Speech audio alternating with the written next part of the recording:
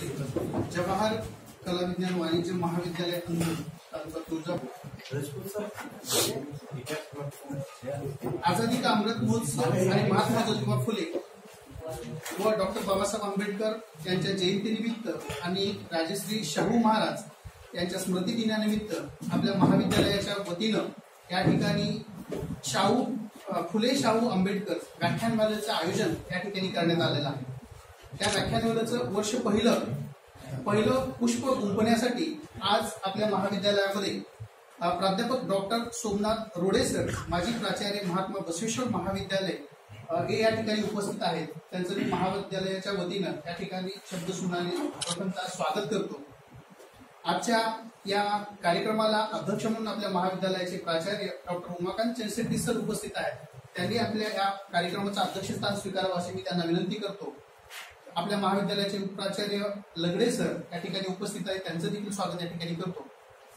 आज आपण जी व्याख्यानमाला आयोजित केलेली आहे तर या व्याख्यानमालेचं स्वरूप म्हणजे स्वर्गीय आलुरे गुरुजींचं ज्या विचाराची देवाणघेवाण आहे ती देवाणघेवाण तळागाळातील लोकांपर्यंत किंवा आज नवीन पिढीपर्यंत जावावी हा त्या पाठीमागचा उद्देश आहे। आणि त्या उद्देशाला अनुसरूनच महाविद्यालयातील विद्यार्थी, प्राध्यापक, शिक्षकेतर कर्मचारी यांच्यासाठी या व्याख्यानमालेचे आयोजन आपल्या महाविद्यालयाच्या माध्यमातून या ठिकाणी करण्यात आलेलं आहे।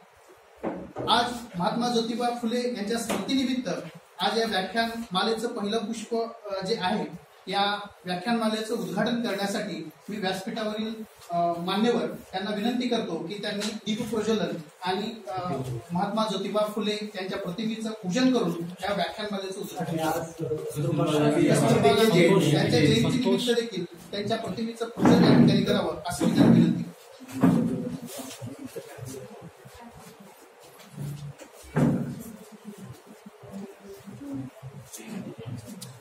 संतोष नाही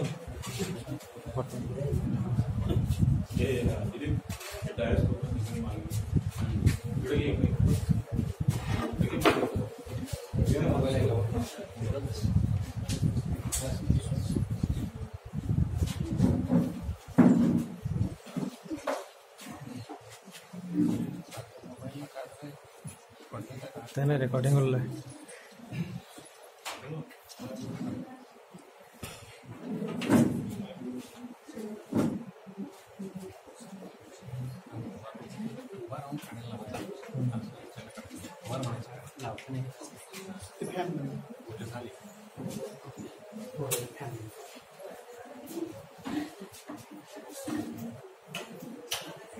पहिला बटन 1 नंबर ठीक।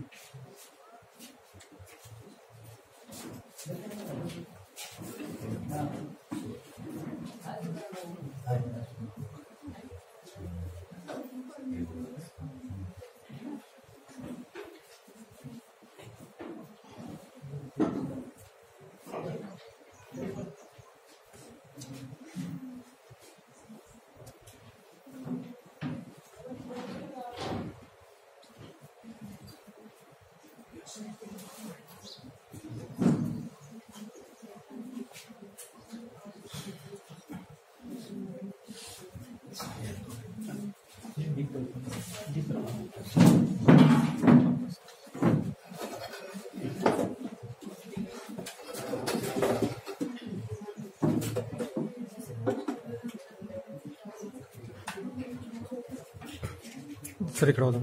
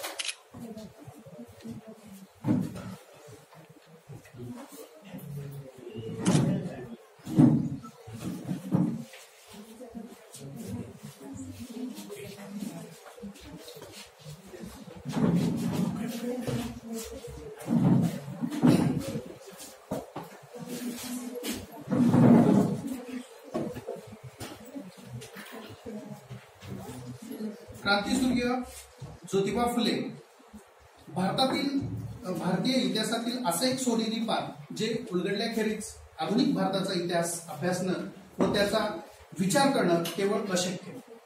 बुद्ध आणि कबीरानं जन्माला घातलेल्या तत्वज्ञानाला जर भरभक्कम भिंतीचा आधार कोणी दिला असेल तर तो फक्त ज्योतिराव फुले आणि त्यांचे सहचरणी सावित्रीबाई फुले यांनीच, आणि डॉक्टर बाबासाहेब आंबेडकरांनी त्यावर कळस देखील बांधला. ज्योतिबा फुले म्हणतात, शिक्षणाशिवाय शहाणपण हरवलं आहे, शहाणपणाशिवाय नैतिकता गमावली आहे, नैतिकतेशिवाय विकास हरवला, विकासाशिवाय संपत्ती हरवली, संपत्ती नसताना शूद्रांचा नाश झाला आणि शिक्षणाच्या अभावामुळे बरेच काही घडलं, असं ज्योतिबा फुले यांनी आपल्या विचारातून त्या ठिकाणी प्रकट केलेलं आहे. आज या व्याख्यानमालेचं उद्घाटन आणि पहिलं पुष्प गुंफण्यासाठी आपल्या महाविद्यालयामध्ये प्राध्यापक डॉक्टर सोमनाथ रोडे सर या ठिकाणी आलेले आहेत. त्यांचा सत्कार या ठिकाणी महाविद्यालयाचे प्राचार्य डॉक्टर उमाकांत चेनशेट्टी सर यांनी करावा अशी मी त्यांना विनंती करतो. प्राध्यापक सोमनाथ रोडे.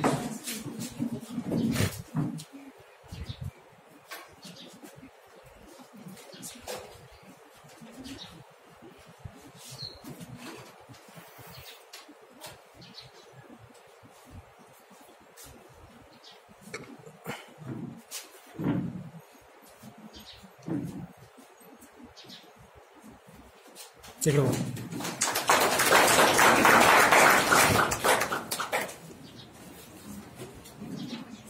कार्यक्रमाचे अध्यक्ष आपल्या महाविद्यालयाचे प्राचार्य डॉक्टर उमाकांत चेनशेट्टी सरांचा सत्कार या ठिकाणी राजमाने सरांनी करावा अशी मी त्यांना विनंती करतो.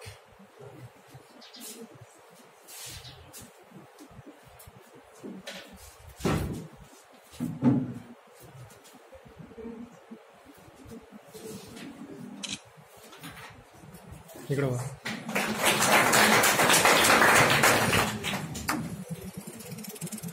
या कार्यक्रमाचे प्रास्ताविक करण्यासाठी आपल्या महाविद्यालयातील इतिहास विभाग प्रमुख डॉक्टर राजपूत सरांना विनंती करतो की त्यांनी या कार्यक्रमाचे प्रास्ताविक या ठिकाणी करावे.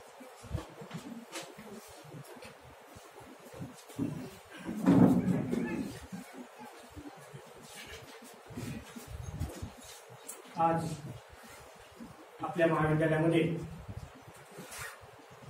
फुले शाहू आंबेडकर व्याख्यानमालेचं पहिलं पुष्प गुंफण्यासाठी आमचे गुरुवर्य आदरणीय डॉक्टर रोडे सर,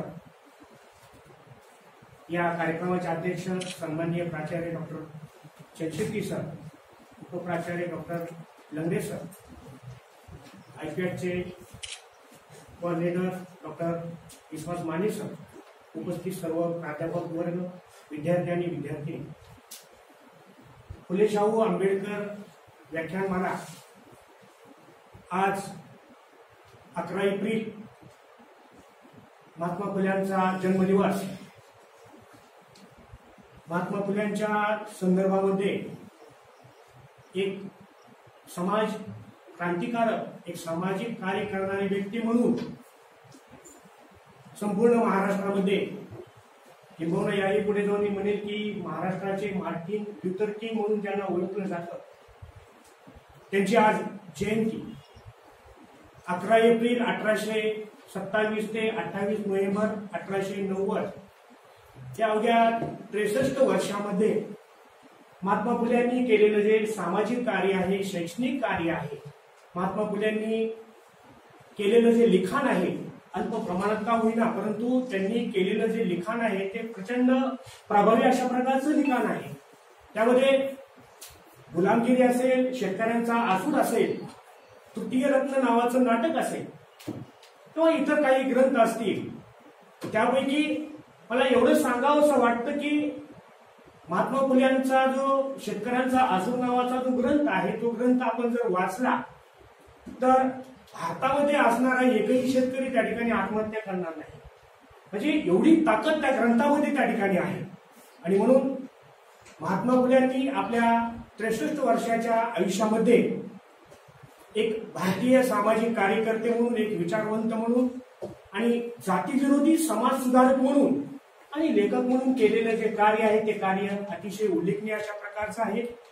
कारण महाराष्ट्राला 3 वैचारिक समाजसुधारकांचा जो वारसा आहे तो वारसा त्या ठिकाणी लाभलेला असल्यामुळं किंवा फुले, शाहू, आंबेडकर आणि छत्रपती शिवाजी महाराज यांचा वारसा त्या ठिकाणी लाभलेला असल्यामुळं या महाराष्ट्राला एक वेगळ्याशा प्रकारचं वैभव त्या ठिकाणी प्राप्त झालेलं आहे. महात्मा फुलेंच्या एकूण कार्यामध्ये 1873 मध्ये त्यांनी जी संघटना स्थापन केली, सत्यशोधक समाज निर्माण केला आणि त्या सत्यशोधक समाजाच्या माध्यमातून केलेलं जे कार्य आहे ते कार्य त्या ठिकाणी अतिशय महत्वपूर्ण आहे. महात्मा फुल्यांवर थॉमस पेन आणि छत्रपती शिवाजी महाराजांचा प्रभाव असल्याचंही त्या ठिकाणी जाणवतं. म्हणजे महात्मा फुले सांगायचं म्हटलं तर एक दिवस सुद्धा म्हणजे अनेक दिवस सुद्धा त्या ठिकाणी पुरणार नाही. आणि म्हणून आज आपल्याला महात्मा फुले यांचं जीवन कार्य या विषयावर विस्तृत पद्धतीने व्याख्यान देण्यासाठी माजी प्राचार्य डॉक्टर सोमनाथ रोडे सर इथं पुष्प गुंफणार आहेत आणि मी त्यांना अशी विनंती करतो त्यांनी आपल्या या व्याख्यान फुलेशाह आंबेडकर व्याख्यानमालेचं पहिलं पुष्प गुंफावं अशी मी माझ्या विनंती. डॉक्टर सोमनाथ रोडे. धन्यवाद सर. आजचे प्रमुख व्याख्याते डॉक्टर सोमनाथ रोडे सरांचा परिचय करून देण्यासाठी आपल्या महाविद्यालयातील प्राध्यापक डॉक्टर M.B. बिराजदार सरांना विनंती करतो की त्यांनी सरांचा परिचय द्यावा.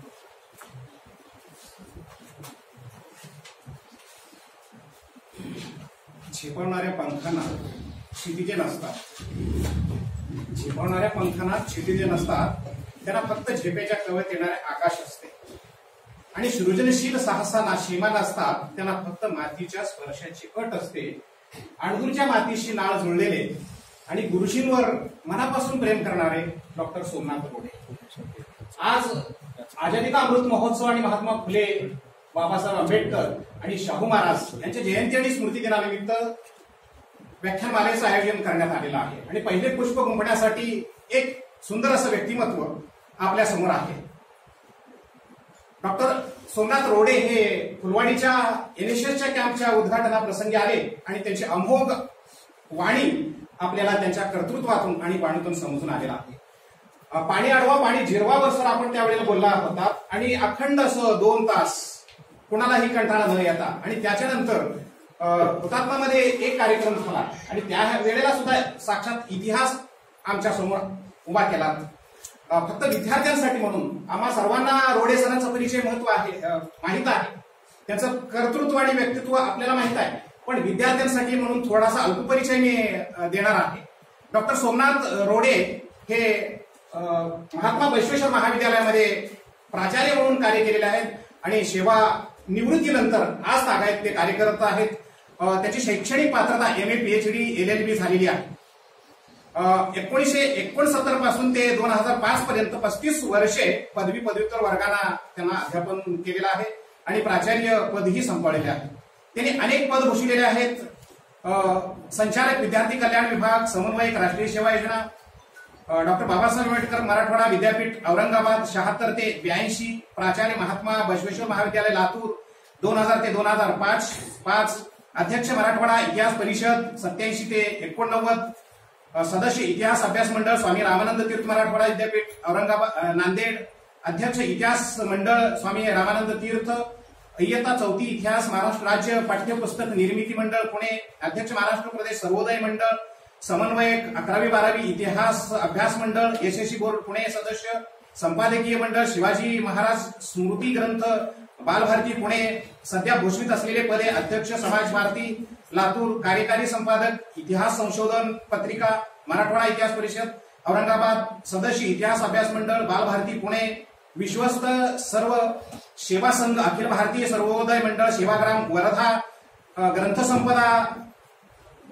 इतिहास विषयक व अन्य विषयावरील सुमारे 20 ग्रंथांचे लेखन, तसेच राज्य आणि राष्ट्रीय पातळीवर इतिहास परिषदेमध्ये सुमारे 70 शोध निबंधांचे वाचन, त्याचबरोबर महाराष्ट्रात विविध ठिकाणी अनेक विषयांवर 1000 पेक्षा अधिक व्याख्याने सोमनाथ रोडे सरांचे झालेले आहेत. अन्य अनुभव शर्मश्री बाबा आमटेद्वारा आयोजित शर्मसंस्कार शिबिरामध्ये 1967 पासून आतापर्यंत सक्रिय सहभाग, शर्मश्री बाबा आमटेद्वारा आयोजित भारत जोडो अभियान कन्याकुमारी ते श्रीनगर 85 ते 86 दरम्यान, इटानगर अरुणाचल प्रदेश ते ओखा गुजरात भारत जोडो अभियानात सहभाग, केवडिया गुजरात येथे झालेल्या राष्ट्रीय एकात्मता युवक शिबिर 1988 मध्ये संयोजक म्हणून त्यांनी कार्य केलेलं आहे. एवढं कार्य केल्यानंतर अनेक पुरस्कार त्यांना सन्मानित केलेलेच आहेत. कैलासवासी R.D. देशपांडे समाजसेवा पुरस्कार, नरहर कुरंदकर स्मृती संस्था अंबाजोगाई 2008, मणिरत्न शिक्षक गौरव पुरस्कार, पद्मश्री डॉक्टर मणिबाई देसाई मानव सेवा ट्रस्ट उरळी कांचन पुणे, जीवन गौरव पुरस्कार डॉक्टर बाबासाहेब आंबेडकर मराठवाडा विद्यापीठ औरंगाबाद, 2007-8 मध्ये राष्ट्रीय सेवा योजनेतील कार्यासाठी शिक्षक प्रबोधनी पुरस्कार, महाराष्ट्र आचार्य कुल पूज्य मामा क्षीरसागर शैक्षणिक प्रतिष्ठान नागपूर आणि बाबा आमटे मिशनचा बाबा आमटे समर्पित जीवन सन्मान 2012, महाराष्ट्र राज्य गांधी फोरम सोलापूरचा आदर्श समाजसेवक पुरस्कार 2014 मध्ये मराठवाडा समन्वयक समिती पुणे यांचा मराठवाडा भूषण पुरस्कार, 17 सप्टेंबर 2014 समाजाचे आधारस्तंभ पुरस्कार, जिवलर फाउंडेशन निलंगा जिल्हा लातूर 20 नोव्हेंबर. अनेक पुरस्काराने निश्चितच रोडे सरांचं कर्तृत्व शब्दात मांडण्यासारखं नाहीये. आपण त्यांच्या वाणीमधूनच त्यांचा परिचय खरं ऐकूया. मी त्यांचा अल्पसा परिचय देऊन थांबतो. जय हिंद जय महाराष्ट्र.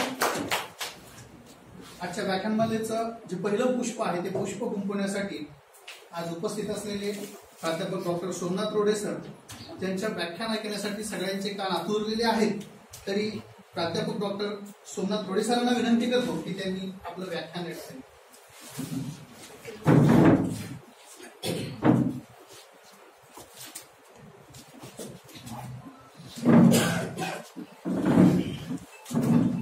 सर्वप्रथम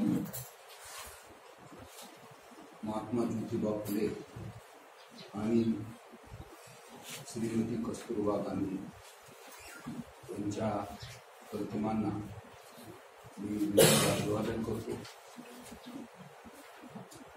या दोन्ही व्यक्तींनी एक विश्वात्मक अशा पद्धतीची उंची गाठलेली होती.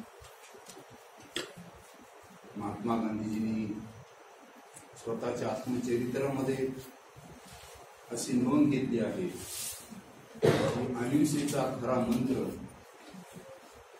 मला कस्तुरबाच्या माध्यमातूनच मिळाला हे मान्य केलं. त्यामुळं आणि कस्तुरबा महात्मा गांधीपेक्षा 6 वर्षांना वडील होते. गांधीजींचा जन्म ऑक्टोबरचा होता, कस्तुरबांचा जन्म एप्रिलचा. आणि एक 1915ची आठवण अशी आहे की 15 मध्ये महात्मा गांधी यांनी साबरमती आश्रमाची स्थापना केली. आणि साबरमती आश्रमाच्या स्थापनेच्या वेळेसच एक दलित कुटुंब जो दादूभाई नावाचा, त्याची बायको दिदाबेन आणि त्याच्याबरोबर एक छोटी मुलगी होती लक्ष्मी, आश्रम सुरू करायला.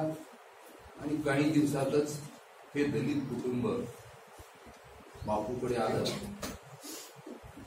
आणि बापूला ते म्हणायला लागलं की आम्ही तुमच्या सोबत आश्रमातच राहणार. तो 1915चा काळ, आज 100 वर्षापेक्षा पूर्वीचा काळ. गांधीजींची एक मोठी बहीण रलियात नावाची ती आश्रमात राहत होती. पण हा दलित परिवार आता आपल्या बरोबर आश्रमात राहतो आहे हे कळल्यानंतर ती आश्रम सोडली. कस्तुरबाही अस्वस्थ झाल्या आणि त्याही आश्रम सोडण्याच्या मनस्थितीत जवळपास होत्या. गांधीजी ज्यांच्यावर पुत्रवत प्रेम करायचे ते मगनलाल, गांधीजींची पुतणे, तेही आश्रम सोडावं की काय अशा पद्धतीच्या विचार. आणि ही बातमी सगळीकडे अहमदाबाद परिसरात पसरली की महात्मा गांधीजींच्या सोबत एक दलित कुटुंब इथे राहायला लागलेलं आहे. त्यामुळं आश्रमाला मोठ्या प्रमाणात ज्या देणग्या मिळायच्या त्या देणग्या बंद झाल्या. आश्रमाच्या अकाउंटंटनं बापूजींना सांगितलं की बापू, आता आश्रमाच्या खजिन्यामध्ये 15 दिवस चालेल एवढंच आर्थिक तरतूद आहे.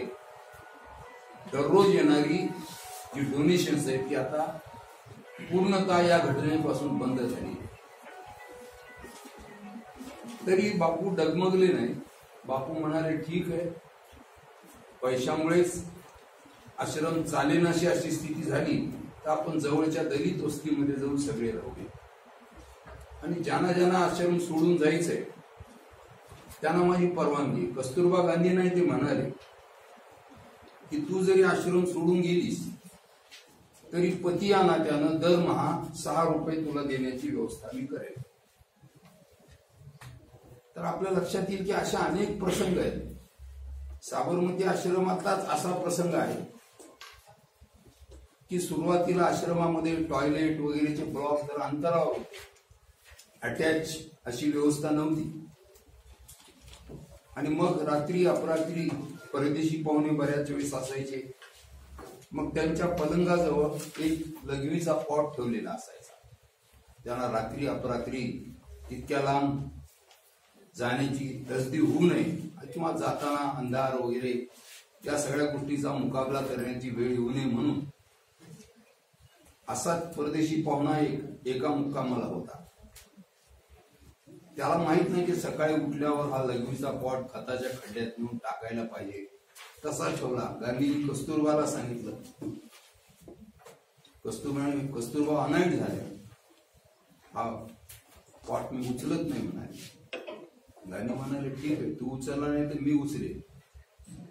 पण आता आपल्या लक्षात येईल की अशा अनेक प्रसंगातून कस्तुरबानी महात्मा गांधीजींना सत्याग्रहाच्या दृष्टीनं, आता आपण आपल्या लक्षात नाही पण मी आफ्रिकेमध्ये मागच्या वर्षी गेलो होतो 19 मध्ये. तर भारतामध्ये सत्याग्रहाची आणखी सुरुवाती झाली नव्हती तर गांधी आणि कस्तुरबा दोघे आफ्रिकेमधल्या तुरुंगामध्ये होते तिथल्या प्रश्नांच्यासाठी लढत असताना. आणि म्हणून बापूजींच्या जीवनामध्ये फार मोठं स्थान कस्तुरबा गांधीचं आहे. 1944 मध्ये आगा खान पॅलेसमध्ये त्यांचा मृत्यू झाला. पण जशा त्या बापूंच्या जीवनात आल्या तेव्हापासून एक अतिशय अशिक्षित बाई, पण ह्या बाईंनी बापूंच्या सहवासात अक्षरांची ओळख करून घेतली. समाजाचं अतिशय डोळं आणि बापूंच्या जीवनातले अनेक मूलभूत विचारांची पेरणी देखील कस्तुरबांच्या माध्यमातून. आणि म्हणून आज आपण त्यांच्या स्मृतीप्रित्यर्थ अशोक जैन यांनी कस्तुरबावरचं खूप चांगलं पुस्तक 350-400 पृष्ठाचं पुस्तक आहे कस्तुरबावर. त्यात कस्तुरबाच्या जीवनाचे सगळे पैलू त्यामध्ये त्यांनी मांडलेले आहेत. ज्योतिबा फुलेंची आज 195वी जयंती आहे. म्हणजे जवळपास आजपासून 200 वर्षापूर्वी ज्योतिबा फुल्यांचा काळ आहे. महाराष्ट्राच्या आणि आपल्या देशाच्या इतिहासात एक अत्यंत कृतिशील, कथनी आणि करणी यात कमीत कमी अंतर ठेवणारा असा कृतिशील नेता म्हणून महात्मा ज्योतिबा फुले यांचा उल्लेख केला जातो. बाबासाहेब आंबेडकर किती प्रकांड पंडित होते, जगातल्या काही मान्यवर विद्वानांमध्ये त्यांचा उल्लेख केला जातो. पण या मान्यवर विद्वानांनी ज्योतिबा फुलेंना कधीच पाहिलं नव्हतं. पण ज्योतिबा फुलेचा मृत्यू 1890चा आणि बाबासाहेबांचा जन्म 1891चा. पाहिलेलं नाही. कबीरांनाही त्यांनी पाहिलं नाही. बुद्धाला पाहण्याचा प्रश्नच येत नाही. पण बाबासाहेब असं म्हणतात की माझ्या जीवनाला एक नवं डायमेन्शन देणारे, एक नवी दिशा देणारे हे 3 महापुरुष आहेत ज्यांच्या प्रेरणेमुळं मी माझं काम भक्कमपणे करू शकतो.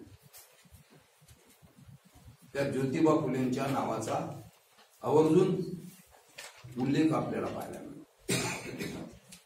तो काळ तुम्ही लक्षात आणा की ज्या काळामध्ये ज्योतिबा फुले काम करत होते तो काळ इंग्रजी आमदानीचा काळ आहे, इंग्रजी राजवटीचा काळ. आणि ज्योतिबाचं दुर्भाग्य असं की 1 वर्षाचेच असताना ज्योतिबाची आई चिमणाबाई नावाची मरण पावली. 1 वर्षाचं मूल. ज्योतिबाची मावस मावशी होती सगुणाबाई क्षीरसागर नावाची, जिनं ज्योतिबाचं संगोपन केलं. ती अशी अभागी होती की तिला अल्प वयातच वैधव्य आलं होतं. तिच्याही जगण्याचे प्रश्न होते. पण ती जॉन नावाचा एक धर्मोपदेशक होता, त्याच्याकडे काम करायची आणि त्या पगारावर तिचं जीवन चालायचं. धर्मोपदेशकाच्या सानिध्यात राहिल्यामुळं ईश्वरासंबंधीच्या ज्या काही कल्पना आहेत त्या जॉनच्या माध्यमातून तिला कळालं. आपण जे म्हणतो की जे का रंजले गांजले त्यासी म्हणे जो आपुले, तोची साधू ओळखावा देव तेथेची जाणावा, याची प्रचिती सगुणाबाईला जॉनच्या सहवासात राहत असताना मिळाली. आणि गोरगरिबांच्या दुःख कमी करण्याच्या प्रक्रियेमध्ये त्यांचं दुःख हलकं करण्याचं काम हेच ईश्वराचं काम आहे असं सगुणाबाईला जॉनच्या सहवासात राहिल्यामुळं समजत होतं. आणि म्हणून सगुणाबाई नेहमी छोट्या ज्योतिबाला म्हणायची की तू या धर्मोपदेशकाप्रमाणे आपले समाजामधले जे तळागाळातले लोक आहेत, महार आहे, मांग आहे, समाजातले दुर्लक्षित घटक आहेत, या सगळ्यांचा तो उद्धार करण्याचं काम कर, त्यांची सेवा करण्याचं काम कर. आणि यांची सेवा हीच ईश्वराची सेवा आहे असा एक सगुणाबाईकडून त्यांच्या उत्तम पद्धतीचा संस्कार झालेला होता. ज्योतिबा शालेय जीवनामध्ये चांगलं प्रगती पुस्तक होतं त्यांचं. एक हुशार विद्यार्थी होते, पण त्या काळात शिक्षणाचं तेवढं महत्व नव्हतं. म्हणून त्यांचे वडील गोविंदरावनी थोडस 5वी 7वी पर्यंत शिक्षण झालं की त्यांचं शिक्षण बंद करून टाकलं. परंतु त्यांना उर्दू शिकवणारे गफार बेग नावाचे शिक्षक आणि इंग्रजी आणि इतर विषय शिकवणारे डिजिट साहेब होते, परदेशी शिक्षक. हे दोघे मिळून ज्योतिबांच्या वडिलांच्याकडे आणि ते असं म्हणाले गोविंदरावना की गोविंदराव, हा तुमचा मुलगा हुशार आहे, याचं शिक्षण तुम्ही खंडित करू नका, हा नाव काढेल आणि तुम्ही याला परत शाळेमध्ये घालण्याची व्यवस्था करा. त्या विद्यार्थ्याची हुशारी पाहून आम्ही त्याची शिफारस करण्यासाठी तुमच्याकडे आलो आहोत. गोविंदराव जाणकार होते, चांगले व्यापारी होते फुलांचे. त्यांचं मूळ आडनाव ज्योतिबा फुलेंचं गोरे होतं, पण पुण्यामध्ये फुलांचा व्यापार करत असल्यामुळं फुले आडनाव. तर या 2 शिक्षकांच्या शिफारशीमुळं ज्योतिबा फुल्यांचे शिक्षण कंटिन्यू झालं आणि ज्योतिबा शिकायला. ज्योतिबा 46 मध्ये मॅट्रिक झाले, 1846. आणि मॅट्रिक झाल्याबरोबर तहसीलदारची अपॉइंटमेंट आली. त्या काळामध्ये मॅट्रिक ची परीक्षा मोठी होती, कारण जुने वकील आपण पाहिले तर फार जुने पाहिले तर 4थी नंतर LLB केलेले, आणि आमच्या माहितीतले बरेचसे वकील जे 7वी नंतर LLB झाले, त्याच्यानंतर मॅट्रिक नंतर LLB, आता ग्रॅज्युएशन नंतर LLB. कदाचित आणखी तुमच्या काळामध्ये पोस्ट ग्रॅज्युएशनचे अट LLB लागू शकेल किंवा पोस्ट ग्रॅज्युएट झाल्याशिवाय LLB नाही. तर अशा पद्धतीनं लक्षात येऊ शकेल की ज्योतिबा मामलेदार झाले. वडिलांना एवढी खुशी झाली, ते म्हणाले, ज्योतिबा अरे तुझं मूल मला आत्ता समजलं, आत्ता कळलं. मामलेदार म्हणून तुझी निवड झाली याने मी खूप आनंदित झालोय. विनम्रपणे ज्योतिबा आपल्या वडिलांना म्हणाले, माझा जन्म नोकरीसाठी नाही, मी नोकरी करणार नाही. त्या काळातला निर्णय त्यांचा. मी समाजसेवेसाठी काम करणार आहे आणि मी समाजसेवा करणार आहे. 1846 ची मॅट्रिक आणि 1848 ला मुलींच्या शाळेची घंटी त्यांनी वाजवली. 1848 ला. तसं आपण कुठल्याही घटनांचा अभ्यास करत असताना जागतिक पटलावर ती घटना कशी आणि कोणत्या पद्धतीने येते याचाही विचार केला पाहिजे. इतिहासाचा शिक्षक या नात्यानं मी पाहिलं की 1848 हे वर्ष जगाच्या इतिहासातील फार महत्वाचं वर्ष आहे. कारण कम्युनिस्ट मॅनिफेस्टो मार्क्सनं 1848च्या सुमारासच लिहिण्याची प्रक्रिया पूर्ण केली होती. जगामध्ये ज्याला चार्टिस्ट चळवळी म्हणतात, कामगार चळवळी, या कामगार चळवळीचा भर काळ सुद्धा 1840 ते 1850-60 असाच होता. कारण जगातल्या कामगारांना वेळेचं बंधन नव्हतं. 18 तास, 16 तास, 12 तास काम करावं लागायचं. त्यांना कुठल्याही सवलती नव्हत्या. त्यांना जे आहे वेतनाची निश्चित नव्हती. ज्यादा कामाचा ज्यादा मोबदला मिळत नव्हता. पाल्यांच्या शिक्षणासाठी कुठली सोय नव्हती. चांगल्या घरात राहण्यासाठी घरं देण्याची काही तरतूद नव्हती.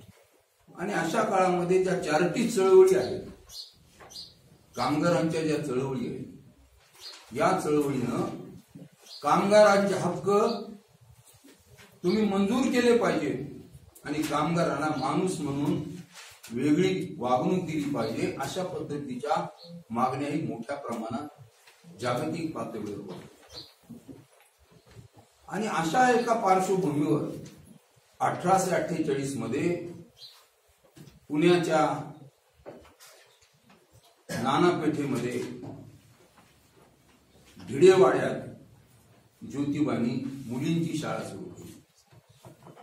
ही आपल्या भारतातली पहिली मुलींची शाळा आहे. भारतातली पहिली शिक्षिका आणि पहिली मुख्याध्यापिका, पुन्हा पहिली प्रशिक्षित मुख्याध्यापिका ही सुद्धा सावित्रीबाई आहे. फातिमा बेग नावाची सावित्रीबरोबर काम करणारी मुस्लिम महिला आहे. त्या पहिल्या शिक्षिका आहेत भारतात.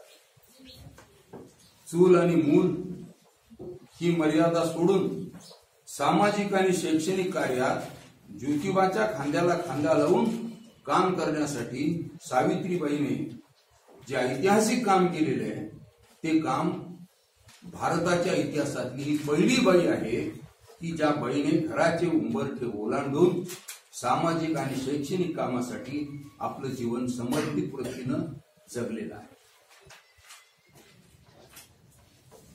आणि मध्यंतरी तर अशी स्थिती यायची की मुलींची संख्या वाढायला लागली.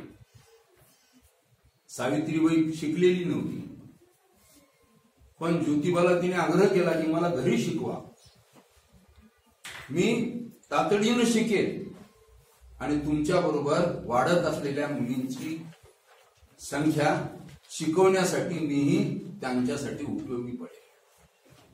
तो काळ होता ज्या काळात सावित्रीबाई मुलींना शिकवण्यासाठी रस्त्यानं जात असताना तिच्या अंगावर चिखल फेकला जायचा, शेण फेकलं जायचं. सावित्रीबाई एक साडी एक्स्ट्रा बरोबर घेऊन जायची, शेणानं भरलेली साडी ती बदलायची आणि पिशवीत असलेली साडी घालून ती मुलींना शिकवायची आणि पुन्हा शेणानं भरलेली साडी घालून ती घरी यायची. असा तो काळ होता. आज शाळा कॉलेजमध्ये एखाद्या वर्गाकडे पाहिलं म्हणजे जेवढ्या मुलांची संख्या आहे तितक्यात मुली दिसतात, तर याचं सगळं श्रेय सावित्रीबाईला जातं. ती बाई जर त्यावेळेस बाहेर पडली नसती तर कदाचित आजही तीच अवस्था आपली राहिली असती. आज सगळ्या क्षेत्रामध्ये मुली आत्मविश्वासानं पुढे जाते. अगदी मॅनेजमेंट क्षेत्रामध्ये सुद्धा जागतिक पातळीवरचा विचार केला तर 27% महिला अतिशय यशस्वीरित्या व्यवस्थापन सुद्धा सक्षमपणे सांभाळू शकतात. हे सिद्ध झालेलं आहे. हे पर्सेंटेज वरच्यावर वाढत जाईल. आणि अशा पद्धतीनं सावित्रीचं केवढं मोठं योगदान आहे हे आपल्या लक्षात येऊ शकेल. ज्योतिबाच्या जीवनाचे तसे 3 कालखंड पडतात. पहिला कालखंड आहे तो 1827, तो 1848. या कालखंडामध्ये ज्योतिरावांचं शिक्षण, बालपण, शिक्षण, त्यांच्यावर झालेले शैक्षणिक संस्कार, विचारांचे संस्कार हे साधारणतः पहिल्या टप्प्यामध्ये. 1848 ते 1865 हा जो दुसरा टप्पा आहे ज्योतिबाचा, हा दुसरा टप्पा प्रामुख्याने 2 गोष्टीवर त्यांनी कॉन्सन्ट्रेट केले. एक, स्त्रियांना सर्व प्रकारच्या दास्यत्वातून मुक्त करणे, स्त्रियांना सर्व प्रकारच्या गुलामगिरीतून मुक्त करण्यासाठी जे लढे आपल्याला घेता येतील, जी भूमिका आपल्याला घेता येईल, ती भूमिका ठामपणे घेणे हा त्यांचा स्वभाव या कालखंडात होता. आणि दुसरं होतं की समाजामधला हा जो दलित वर्ग आहे, ज्यांना समाजामध्ये माणूस असून माणसांची वागणूक दिली जात नव्हती, जनावरांपेक्षाही हीन दर्जाची वागणूक त्यांना दिली जात होती, तेव्हा दलित मुक्तीचा कार्यक्रम आणि स्त्रियांना गुलामगिरीतून मुक्त करण्याचा कार्यक्रम, या 2 कार्यक्रमाला त्यांनी कॉन्सन्ट्रेट केलं होतं आपल्या दुसऱ्या टप्प्यामध्ये. जो तिसरा टप्पा आहे त्यांचा 1865 ते 1890, या तिसऱ्या टप्प्यामध्ये आपल्याला असं दिसतं की ज्योतिबांनी सामाजिक त्याबरोबर शैक्षणिक या कार्यासाठी आणि मूलभूत सामाजिक परिवर्तनासाठी जी लढाई आहे, व्यापक लढाई आपल्याला द्यायची आहे, त्या लढाईचा अजेंडा त्यांनी तयार केला. असं म्हणतात विचारवंत की जेव्हा मार्क्स वर्ग सिद्धांताची मांडणी करत होता तेव्हा ज्योतिबा फुले भारतामध्ये वर्गीय संघर्षासाठी मांडणी करत होते. म्हणजे मार्क्सच्या पुढं ज्योतिबाचं पाऊल. ज्योतिबाचं म्हणणं होतं की आपल्याला वर्गीय संघर्ष करावा लागेल, कारण माणसाच्या जीवनामध्ये जे दुःख आहे, दैन्य आहे, हे देवनिर्मित नाही, दैवनिर्मित नाही. आपण प्रत्येक वेळेस नशिबावर सोडून देतो. आपलं नशीबच तसं म्हणतो, नापास झालं आपलं नशीबच तसं, जीवनात कुठे नोकरी मिळाली आपलं नशीबच तसं. ज्योतिबा असं म्हणतात की दैवनिर्मित आणि देवनिर्मित अशा पद्धतीचा हा काही नशीब फोडण्याचा भाग नसतो. नशीब तुमचं जे आहे बनवणं तुमच्या हातात असतं. ते तुमच्या कर्तव्यावर अवलंबून आहे, ते तुमच्या कर्तृत्वावर अवलंबून आहे. तुम्ही ठरवलं की हा बंद दरवाजाला मला उघडायचा आहे, तो थाप मारून उघडत नसेल तर लाथ मारून उघडण्याची धमक तुमच्यात असली पाहिजे, तर तो दरवाजा तुम्हाला उघडेल. तुम्ही जर उघडणार नाही मग तसेच मुळमुळ रडत बसाल तर तुमच्यासाठी ती संधी कधीच असणार. आणि म्हणून ज्योतिबाने आपल्या शेवटच्या टप्प्यामध्ये सत्यशोधक समाजाची स्थापना केली, सार्वजनिक सत्यधर्माची स्थापना केली आणि त्या माध्यमातून त्यांनी सामाजिक शैक्षणिक प्रश्नांचं खूप मोठं इथे काहूर निर्माण करण्याचा प्रयत्न केला. त्यांनी सांगितलं की विद्येविना आमची जे गती गेली, गतीविना मती गेली, मतीविना वित्त गेले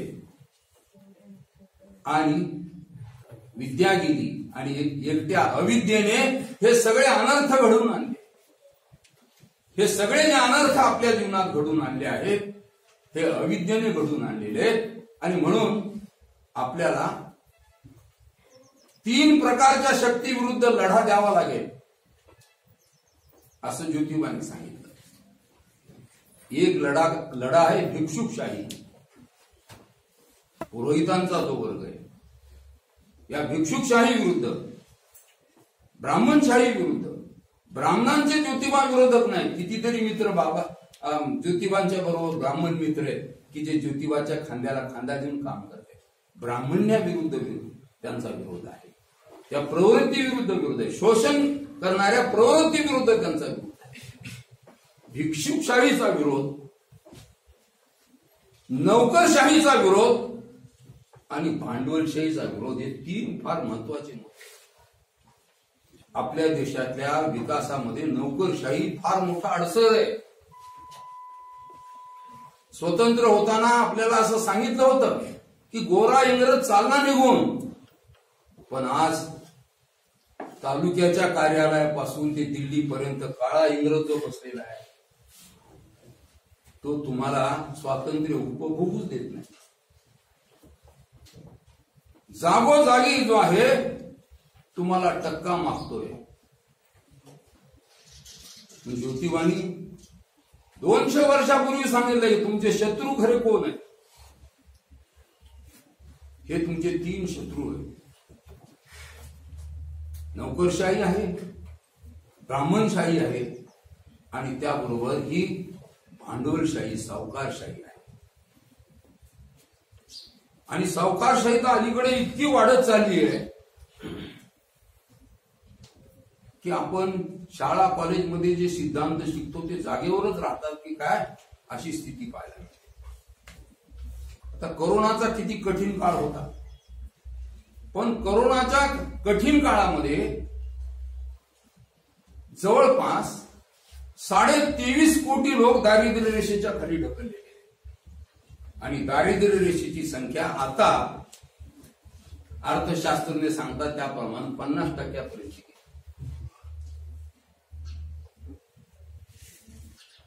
बिलो पॉवर्टी लाईन ज्याला म्हणतो. पण याच काळामध्ये अब्जाधीशांची संख्या किती वाढली. अब्जाधीशांची संख्या कोरोना सुरू होण्यापूर्वी 102 होती, ती 142 पर्यंत गेली. आणि या अब्जाधीशांच्या किंवा देशातल्या पहिल्या 10% श्रीमंत लोकांच्या ताब्यात देशाची किती संपत्ती आहे. 50 ते 60% संपत्ती त्या 10% लोकांच्या हातात. शिक्षक, प्राध्यापक, नोकरदार असे मध्यम वर्ग जे, आमची किती लोकसंख्या देशात, मध्यम वर्गाची लोकसंख्या देशात 40% आहे. आणि या 40%च्या हातात देशाची 30% संपत्ती. 30%, 57%, मी 60 म्हणालो तर 57% पहिल्या 10%कडे, 30% मध्यम वर्गाकडे. आणि हे जे तळागाळातले लोक आहेत, कष्ट करणारे, गाडे ओढणारे, मजुरी करणारे, असे जे सगळे लोक आहेत, हे 50% देशाच्या लोकसंख्येत. आणि त्यांच्याकडे राष्ट्राच्या संपत्तीचा फक्त 13% हिस्सा आहे. 13%. म्हणजे गरीब गरीबच होत जाणार आणि श्रीमंत श्रीमंतच होत जाणार. ही स्थिती असेल तर डॉक्टर बाबासाहेब आंबेडकर म्हणतात की भारताची लोकशाही सुरक्षित नाही. विषमतेचं ग्रहण जर ह्या लोकशाहीला लागलं तर ही लोकशाही, आताच काही विश्लेषण असं करतात की ही निवडून आलेल्या राजकीय नेत्यांची एकाधिकारशाही आहे. आजच्या लोकशाहीचं वर्णन असं करतात, निवडून आलेल्या राजकीय नेत्यांची एकाधिकारशाही म्हणजे आजची लोकशाही. विनोबा असं म्हणतात की ही लोकशाही लोकशाहीच नाहीये. 51% म्हणजे 100% आणि 49% म्हणजे 0. ही काही लोकशाही आहे. 51%चं सरकार बनतं आणि 49% लोक दुर्लक्षित होतात.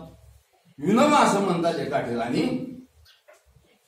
की ही लोकशाही पक्षशाही आहे आणि पक्षशाहीमध्ये ही घराणेशाही आहे.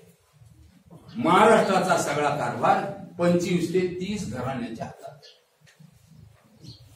देशाचा कारभार 50 घराणी काढली तर त्यांच्या ताब्यात आहे. म्हणून ज्योतिबाजी म्हणतात तुम्हाला भांडवलशाही विरुद्ध लढावंच लागेल. ही भांडवलशाही संपुष्टात आणण्यासाठी प्रयत्न केले नाहीत. एक अंबानी समुद्रामध्ये 27 मजल्याची इमारत बांधतो, सांडपाणी कुठं सोडतो? समुद्रात सोडतो. समुद्र कोणाचा आहे? आमचा आहे. मालकी आमची आहे, सर्व जनतेची मालकी आहे. मला असं वाटतं सांगायचंय की ज्योतिबानी अगदी मर्मावर भाव मारले. ज्योतिबाच्या अगोदर जेवढे समाज सुधारक आपल्या देशात आहेत, गोपाळ गणेश आगरकर आहे, न्यायमूर्ती रानडे आहे, राव बहादूर भांडारकर आहेत, लोकहितवादी आहेत, हे जे सगळे समाज सुधारक आहेत, अत्यंत उदात्त आणि आदर भावनेनं यांनी समाजसेवेचं काम केलेलं आहे. या सगळ्या समाजसेवकांचं समाजकार्य उच्च वर्णीयांचे जे प्रश्न होते, केशवपन, बालविवाह, पुनर्विवाह, उच्च वर्णीयातल्या कुटुंबाच्या ज्या समस्या होत्या त्याच्या पलीकडे यांची समाजसेवा गेली नाही. म्हणून त्यांना आपण बोलके सुधारक म्हणतो. कर्ते सुधारकांची परंपरा ज्योतिबापासून आपल्याला दिसते. ज्योतिबाने महाराष्ट्राच्या राजकारणाला, समाजकारणाला, शिक्षण कारणाला एक नवं डायमेन्शन दिलं. महाराष्ट्रात एवढे इतिहास संशोधक आहे, पण एकालाही शिवाजी महाराजांची समाधी कुठं माहित नव्हतं. 1855च्या सुमारास ज्योतिबाने शिवाजी महाराजांच्या समाधीचा शोध लावला, त्याच्यावरची झाडं झुडपं काढली आणि त्या समाधीची पहिली पूजा ज्योतिबाने केली. महाराष्ट्रातल्या मान्यवर इतिहासकारांना, संशोधकांना सुद्धा कुठे महाराजांची समाधी माहित नव्हती. ज्योतिबा इतिहास संशोधक होता. तो जसा क्रांतिकारक आहे, जसा कृतिशील, असा विचारवंत आहे, तसा तो चांगला अभ्यासक आहे. स्कॉटिश इंग्लिश मिडियम शाळेमध्ये ज्योतिबा शिकलेला आहे. ज्योतिबाचं इंग्रजी अतिशय उत्कृष्ट आहे, त्याच्या फेट्याकडे बघू नका. ड्यूक ऑफ कॅनॉटचं निमंत्रण त्यांना होतं. जेवणाची मेजवानी होती.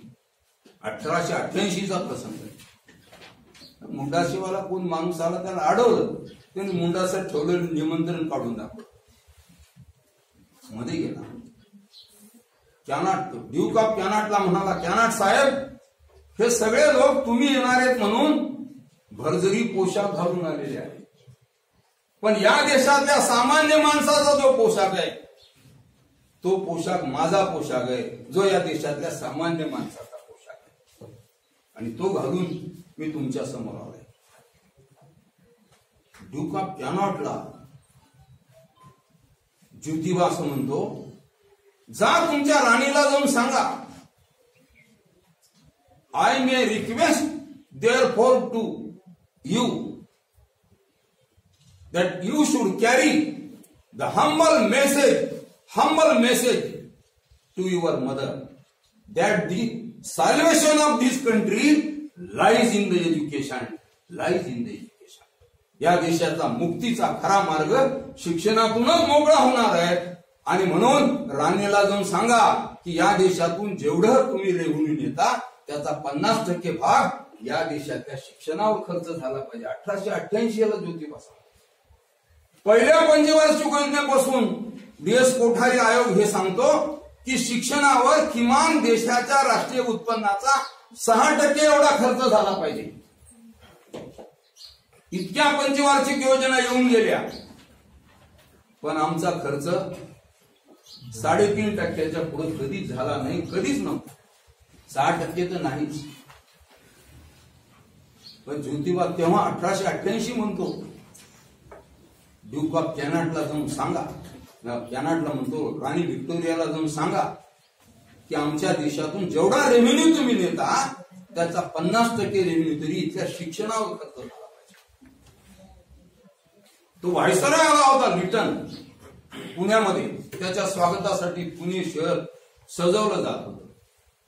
ज्योतिबा 1876 ते 1882 पुणे महानगरपालिकेचे सन्माननीय सदस्य होते ज्योतिराव.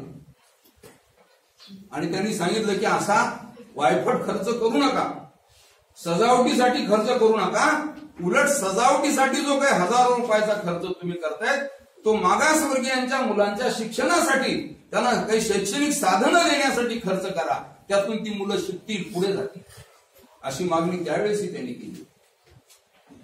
1882च्या हंटर कमिशन समोर ज्योतिबा अपियर झाले आणि ज्योतिबाने अस्खलित इंग्रजीमध्ये हंटर कमिशन समोर आपली भूमिका मांडली. ज्योतिबा असं म्हणतात की प्राथमिक शिक्षणावरचा खर्च वाढला पाहिजे, शिक्षकांचं वेतन हे सुधारित वेतन त्यांना देण्याची व्यवस्था केली पाहिजे, गरीब आणि होतकरू विद्यार्थ्यांना शिष्यवृत्तीची सोय केली पाहिजे. ह्या सगळ्या गोष्टी हंटर कमिशनच्या समोर 1882 मध्ये ज्योतिबा फुलेंनी सांगितले. आपल्या लक्षात येऊ शकेल की ज्योतिबा फुले हा पेहरावावरून ओळखणारा समजणारा माणूस नाही, त्यांच्या कृतीवरून आपल्याला कळेल. बाबासाहेब किंवा उजिने एवढा प्रकांड पंडित सगळ्या जगाने मान्य केलेला इथे झुकतो. गाडगे महाराजांच्याकडे आजारी आहेत म्हणून बाबासाहेब आंबेडकर जातात. गाडगे महाराज पुन्हा म्हणतात आंबेडकरांना बसा, आंबेडकर बसत नाही. एवढा प्रकांड पंडित, घटनेचा शिल्पकार बाबासाहेब गाडगे महाराज म्हणतात येणं कशासाठी केलं? महाराज तुम्ही यासाठी आलो तुमच्याकडे की मला धर्मांतर करायचंय आणि कोणत्या धर्मात धर्मांतर करावं हे विचारण्यासाठी मी तुमच्याकडे आलो. ते म्हणाले महाराष्ट्रात एवढे विद्वान पडले, मी निरक्षर माणूस, मला काय विचारतो, मी काय सांगू, मला लिहिता येत नाही, वाचता येत नाही, काही सांगितलं नाही त्या दिवशी. दुसऱ्या दिवशी पुन्हा बाबासाहेब हजर. ते म्हणाले निर्णय तर मला तुमच्याकडूनच पाहिजे आणि तुम्ही सांगितल्याशिवाय माझा निर्णय अंमलात येणार. शेवटी चिडून म्हणाले गाडगे महाराज जा, कोणत्याही धर्मामध्ये जा, ख्रिस्ती धर्म आणि इस्लाम धर्म सोडून कोणताही दुसरा धर्म स्वीकार. म्हणजे गाडगे महाराजांचं हे दूरदृष्टीपण, फुल्यांचं दूरदृष्टीपण. गाडगे महाराजांनी कोट्यावधी रुपये उभे केले, वसतिगृह उभं केले, हॉस्पिटल्स उभे केले, पण एकाही वसतिगृहावर गाडगे महाराजांचा घरचा कुणीही प्रतिनिधी नाही. स्वतः गाडगे महाराज कधी नव्हते, त्यांचा वारसदारी कुणी नाही. आंबेडकरांसारखे ट्रस्टी त्यांनी नेमलेले होते. एका वसतिगृहामध्ये मुलगी राहत होती, तिला सुद्धा नोटीस दिली कायदेशीर की ही वसतिगृहाची जागा सार्वजनिक जागा आहे, इतक्या दिवसात तू सोड, नाही सोडलीस तर तुझ्यावर कायदेशीर कार्यवाही होईल. आलुका पायवर 1955 पत्र आहे, त्याने आपल्या सेक्रेटरीला सांगून डिक्टेट केलं. आपल्या हे लक्षात येऊ शकेल की फुल्यांची किंवा गाडगे महाराजांची एकूण प्रतिभा केवढी होती, साधना केवढी होती आणि कमिटमेंट त्यांचं जे आहे समाजाप्रती कमिटमेंट केवढं होतं. ज्योतिबा फुल्यांची ही सगळी भूमिका आपण लक्षात घेतली तर आपल्या लक्षात येईल की त्यांचा वैचारिक पिंड हा प्रामुख्याने अमेरिकेचा जो श्रेष्ठ विचारवंत आहे, ज्याच्या प्रेरणेतून अमेरिकन क्रांती झाली, फ्रेंच राज्य क्रांतीलाही त्याच्या विचारांची फार मोठी पुष्टी मिळाली, तो थॉमस पेन नावाचा जो विचारवंत आहे, त्या विचारवंताचा फार मोठा प्रभाव ज्योतिबा फुलेंच्या व्यक्तिमत्वावर. थॉमस पेननी लिहिलेले जे ग्रंथ आहे जस्टिस अँड ह्युमॅनिटी, त्याच्यानंतर एज ऑफ रिझन्स, त्याबरोबर राईट्स ऑफ मॅन, हे जे ग्रंथ आहेत त्यांनी लिहिलेले. कॉमन सेन्स, कॉमन सेन्स नावाचा थॉमस पेनचा ग्रंथ हा जो आहे त्या काळामध्ये त्याचे किती प्रती विकले असतील, विद्यार्थी कोणी असतील तर सांगू शकता का किती प्रती. 100, 200, 1000, 2000. आपलं मराठी पुस्तक तर 1000 संपायला 10 वर्ष लागतात. कारण आपल्याकडे कसं आहे की वाचायचं म्हणजे दुसऱ्याच्या कपाटातलं पुस्तक आपल्याला आवडतं. पुस्तक विकत घेऊन वाचण्याची संस्कृती आपल्यामध्ये अजून रुजली नाही. कॉमन सेन्स पुस्तकाच्या त्या काळामध्ये 5 लक्ष प्रती खपलेल्या, 5 लक्ष. थॉमस पेन हे जस्टिस ऑफ ह्युमॅनिटी वरूनच ज्योतिबा फुल्यांना गुलामगिरी जे सुचलेलं आहे ते जस्टिस ऑफ ह्युमॅनिटी वरून गुलामगिरी सुचली. शेतकऱ्यांचा असूड त्यांनी 1883 मध्ये लिहिलं आणि शेतकऱ्यांच्या ज्या व्यथा आहेत, शेतकऱ्यांचे जे प्रश्न आहेत ते प्रश्न अतिशय प्रखरपणे त्यांनी मांडलेले. शेतकऱ्यांना त्यांनी सांगितलं की जिरायत शेती फक्त शेतीवर जमत नाही, त्याला आपल्याला दुसरे उद्योग, पूरक उद्योग आपण केले पाहिजेत. शेळी पालन असेल, मेंढी पालन असेल किंवा अन्य पूरक उद्योग आहेत, ते पूरक उद्योग त्याला जोडण्याचा प्रयत्न केला पाहिजे. जमेल त्या ठिकाणी शेतीच्यासाठी नदीवर, ओढ्यावर छोटे छोटे आपण तलाव निर्माण केले पाहिजे, शेततळे निर्माण केले पाहिजे. तेव्हापासून त्यांनी सांगितलं. तर हा जो थॉमस पेन नावाचा विचारवंत आहे, ज्योतिबा असं म्हणतात की माझं संपूर्ण जीवन थॉमस पेनच्या विचारांनी व्यापले. आणि त्या काळामध्ये थॉमस पेननी आपले जे ग्रंथ आहे, हे ग्रंथ जॉर्ज वॉशिंग्टन सारखे, लाफायत सारखे जे विचारवंत होते यांना समर्पित केलेले. तेव्हा थॉमस पेनच्या विचारानं एक मोठी वैचारिक लाट महाराष्ट्रामध्ये आणि संपूर्ण जगामध्ये निर्माण झाली. त्याचा फार मोठा प्रभाव ज्योतिबांच्या व्यक्तिमत्वावर होता आणि ज्योतिबा त्या विचारांच्या प्रेरणेत होतो. ज्योतिबा असं म्हणतात की समता आणि न्याय याच्यावर अधिष्ठित असलेलं राज्य हे जनतेचं राज्य होऊ शकतं. ज्या राज्यामध्ये समता आणि न्यायाला प्राधान्य दिलं जात नाही ते राज्य हे जनतेचं राज्य कधी होऊ शकत नाही. खऱ्या अर्थानं जनतेचं राज्य आपल्याला यशस्वी करायचं असेल तर तिथे समता पाहिजे, न्याय पाहिजे, स्वातंत्र्य पाहिजे, बंधुप्रेमाची भावना त्या ठिकाणी पाहिजे. ही भूमिका त्यांनी मांडली. ज्योतिबांच्या एकूण जीवन व्यवहारामध्ये आपल्याला पाहायला मिळेल की ज्योतिरावांच्या जीवन व्यवहारामध्ये संकल्पना आणि सिद्धी याचा एक सुंदर मेळ आपल्याला पाहायला मिळतो. दूरदृष्टीपणा आणि कर्तृत्व यांचाही आपल्याला एक सुंदर संगम ज्योतिबांच्या मध्ये पाहायला मिळतो. आणि त्याबरोबर ज्योतिबांच्या एकूण याच्यामध्ये मी जे मगाशी म्हणालो, कथनी आणि करणीमध्ये कमीत कमी अंतर ठेवायचं. बाबा आमटे नेहमी असं म्हणतात की one who keeps minimum distance between the promises and performances he is considered to be the real you. तो युवक खरा असतो की जो उक्ती आणि कृतीमध्ये कमीत कमी अंतर ठेवतो. ज्योतिबांना ते अभिप्रेत होतं. आपलं संपूर्ण आयुष्य ज्योतिबांनी संघर्षमय पद्धतीनं अनेक जीवनामध्ये कष्टा खात त्यांनी पुढे जाण्याचा प्रयत्न केलेला आहे. सावित्रीबाई जेव्हा ज्योतिबांना पत्र लिहित असे तेव्हा ती असं पत्र लिहित, सत्यनिष्ठ स्वामी ज्योतिबा यास सावित्रीचा साष्टांग नमस्कार. आणि सावित्री असं म्हणते की असा इतका सद्गुणी माणूस माझ्या जीवनामध्ये मिळाला ही फार माझ्या जीवनातील जमेची बाजू आहे.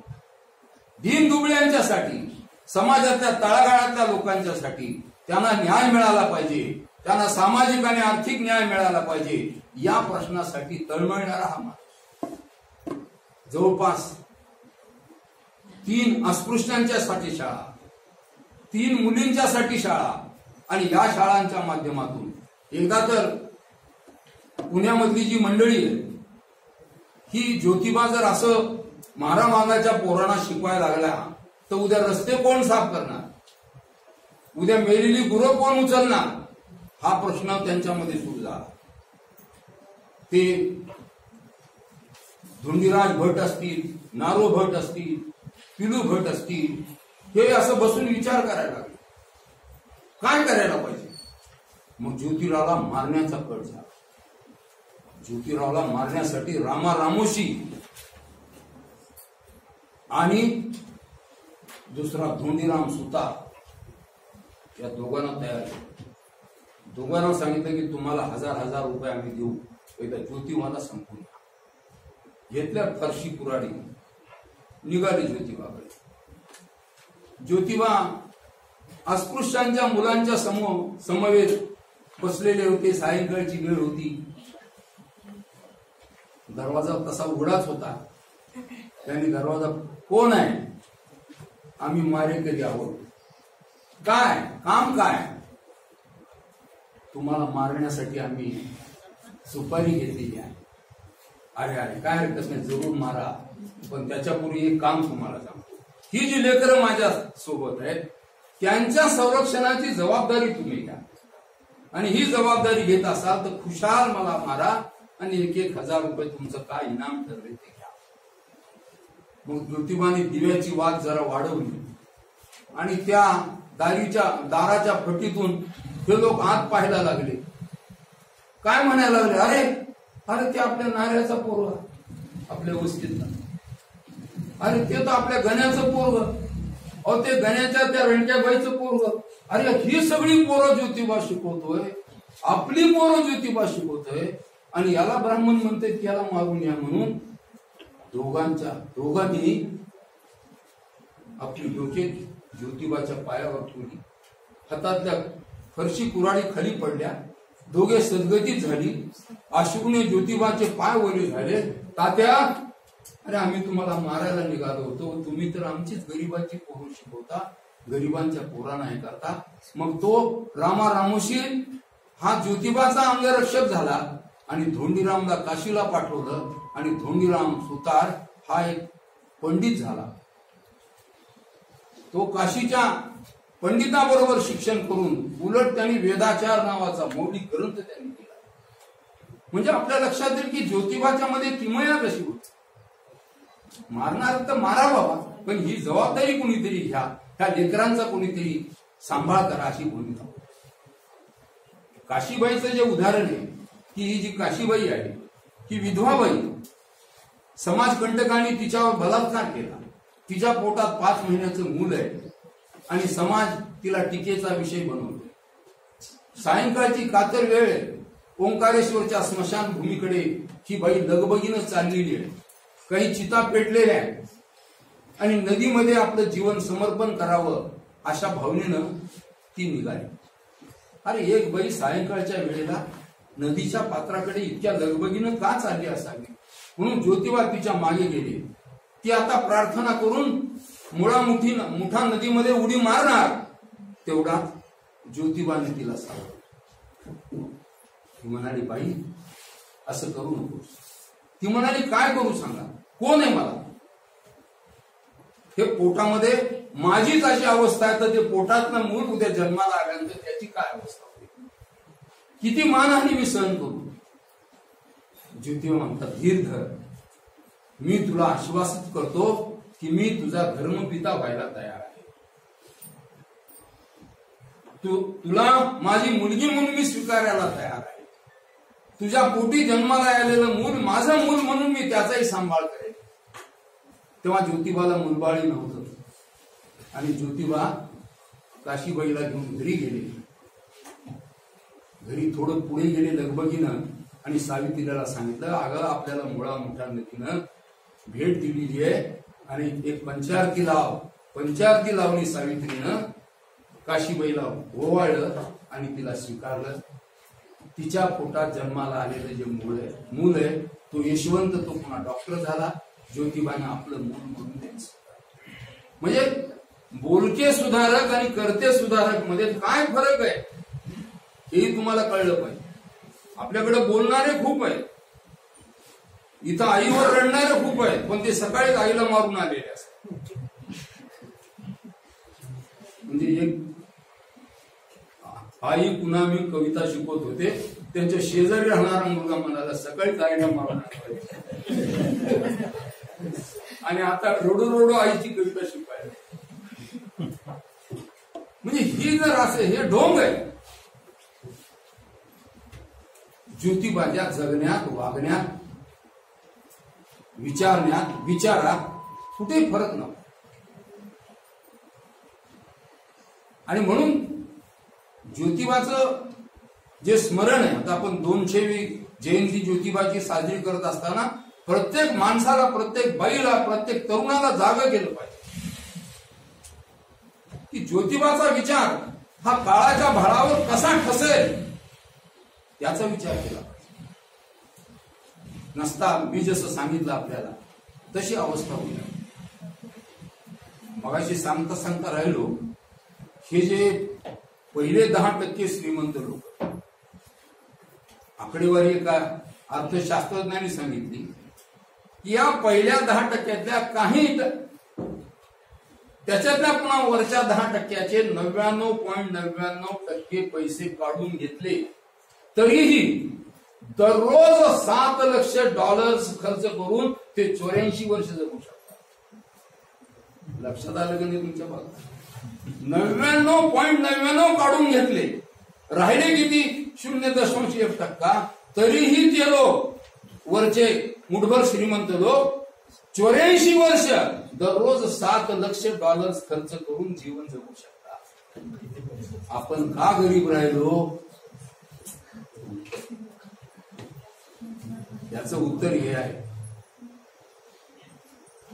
हे आपण समजून नाही घेतलं तर मला असं वाटतं की ज्योतिबाच्या क्रांतीला यश आलं नाही असं आपल्याला म्हणावं. 63 वर्षाचं आयुष्य ज्या माणसाने केवळ या प्रश्नासाठी दिलं, त्यांचा सखाराम परांजपे मित्र होता. पण सखाराम परांजपेचं लग्न होतं.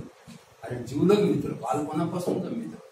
सखाराम परांजपेच्या लग्नात आपला मित्र म्हणून ज्योतिबा गेला. तो एक सखाराम परांजपेचा कोणतरी ब्राह्मण आजोबा, हे कार्ट्या तू इथं कशाला? हे अस्पृश्याचं कार्ट, हे माळ्याचं कार्ट इथं कशाला आलं? आम्हाला भ्रष्ट करायला आलं का? याला लाथा बुक्क्या मारून हकलून द्या, अशा पद्धतीची परिभाषा वापरली.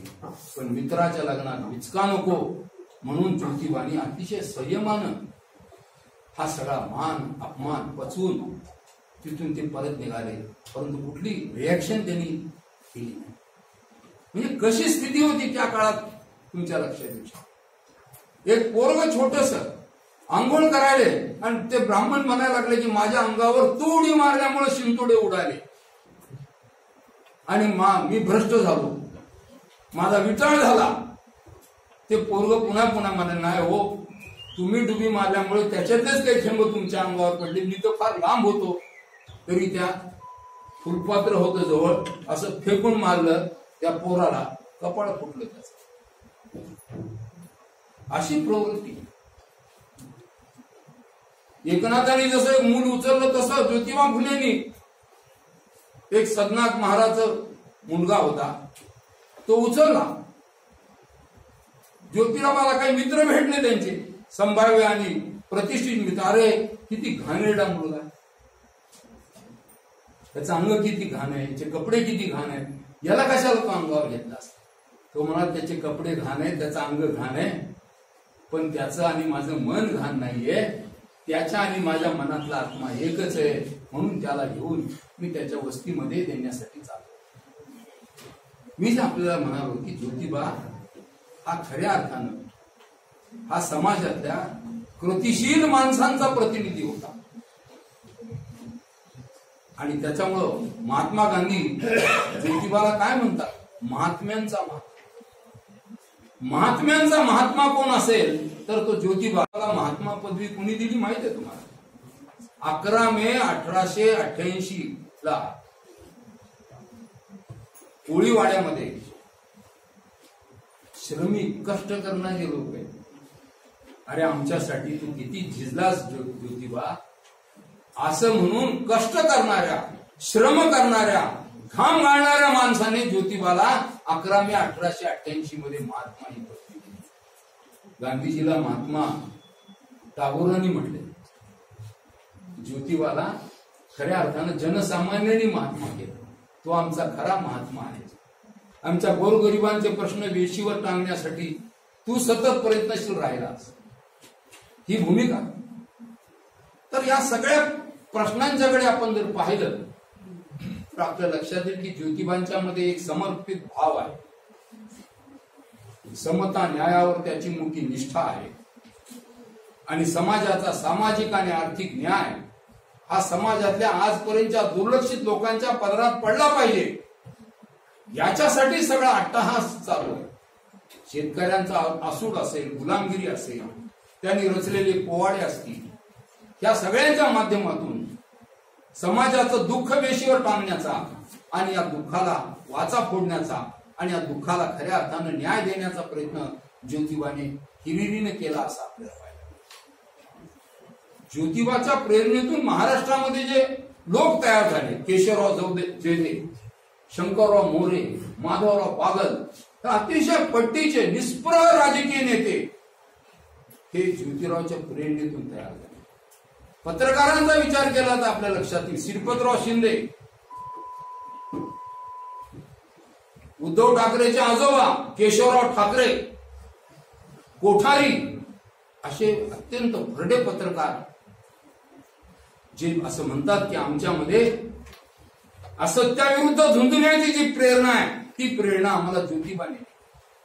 शिक्षणाच्या क्षेत्रामध्ये कर्मवीर भाऊराव पाटील असतील, गुरुवर्य बाबूराव जगताप असतील, महर्षी विठ्ठल रामजी शिंदे असतील, हे सगळे ज्योतिबांना आपलं शिष्य म्हणजे ज्योतिबा आपले गुरु मानतात. म्हणजे ज्योतिबांच्या तालमीत तयार झालेली माणसं किती उंचीची होती हे आपल्याला लक्षात येऊ शकते. महाराष्ट्राच्या आणि देशाच्या राजकारणाला, समाजकारणाला एक नवं डायमेन्शन देण्याचा प्रयत्न ज्योतिबाने केला. एक नवं डायमेन्शन. खरी लढाई आपली कोणाविरुद्ध आहे, शत्रू त्यांनी निर्धारित केलेले आहेत आणि ती लढाई आपली अजून चालू आहे.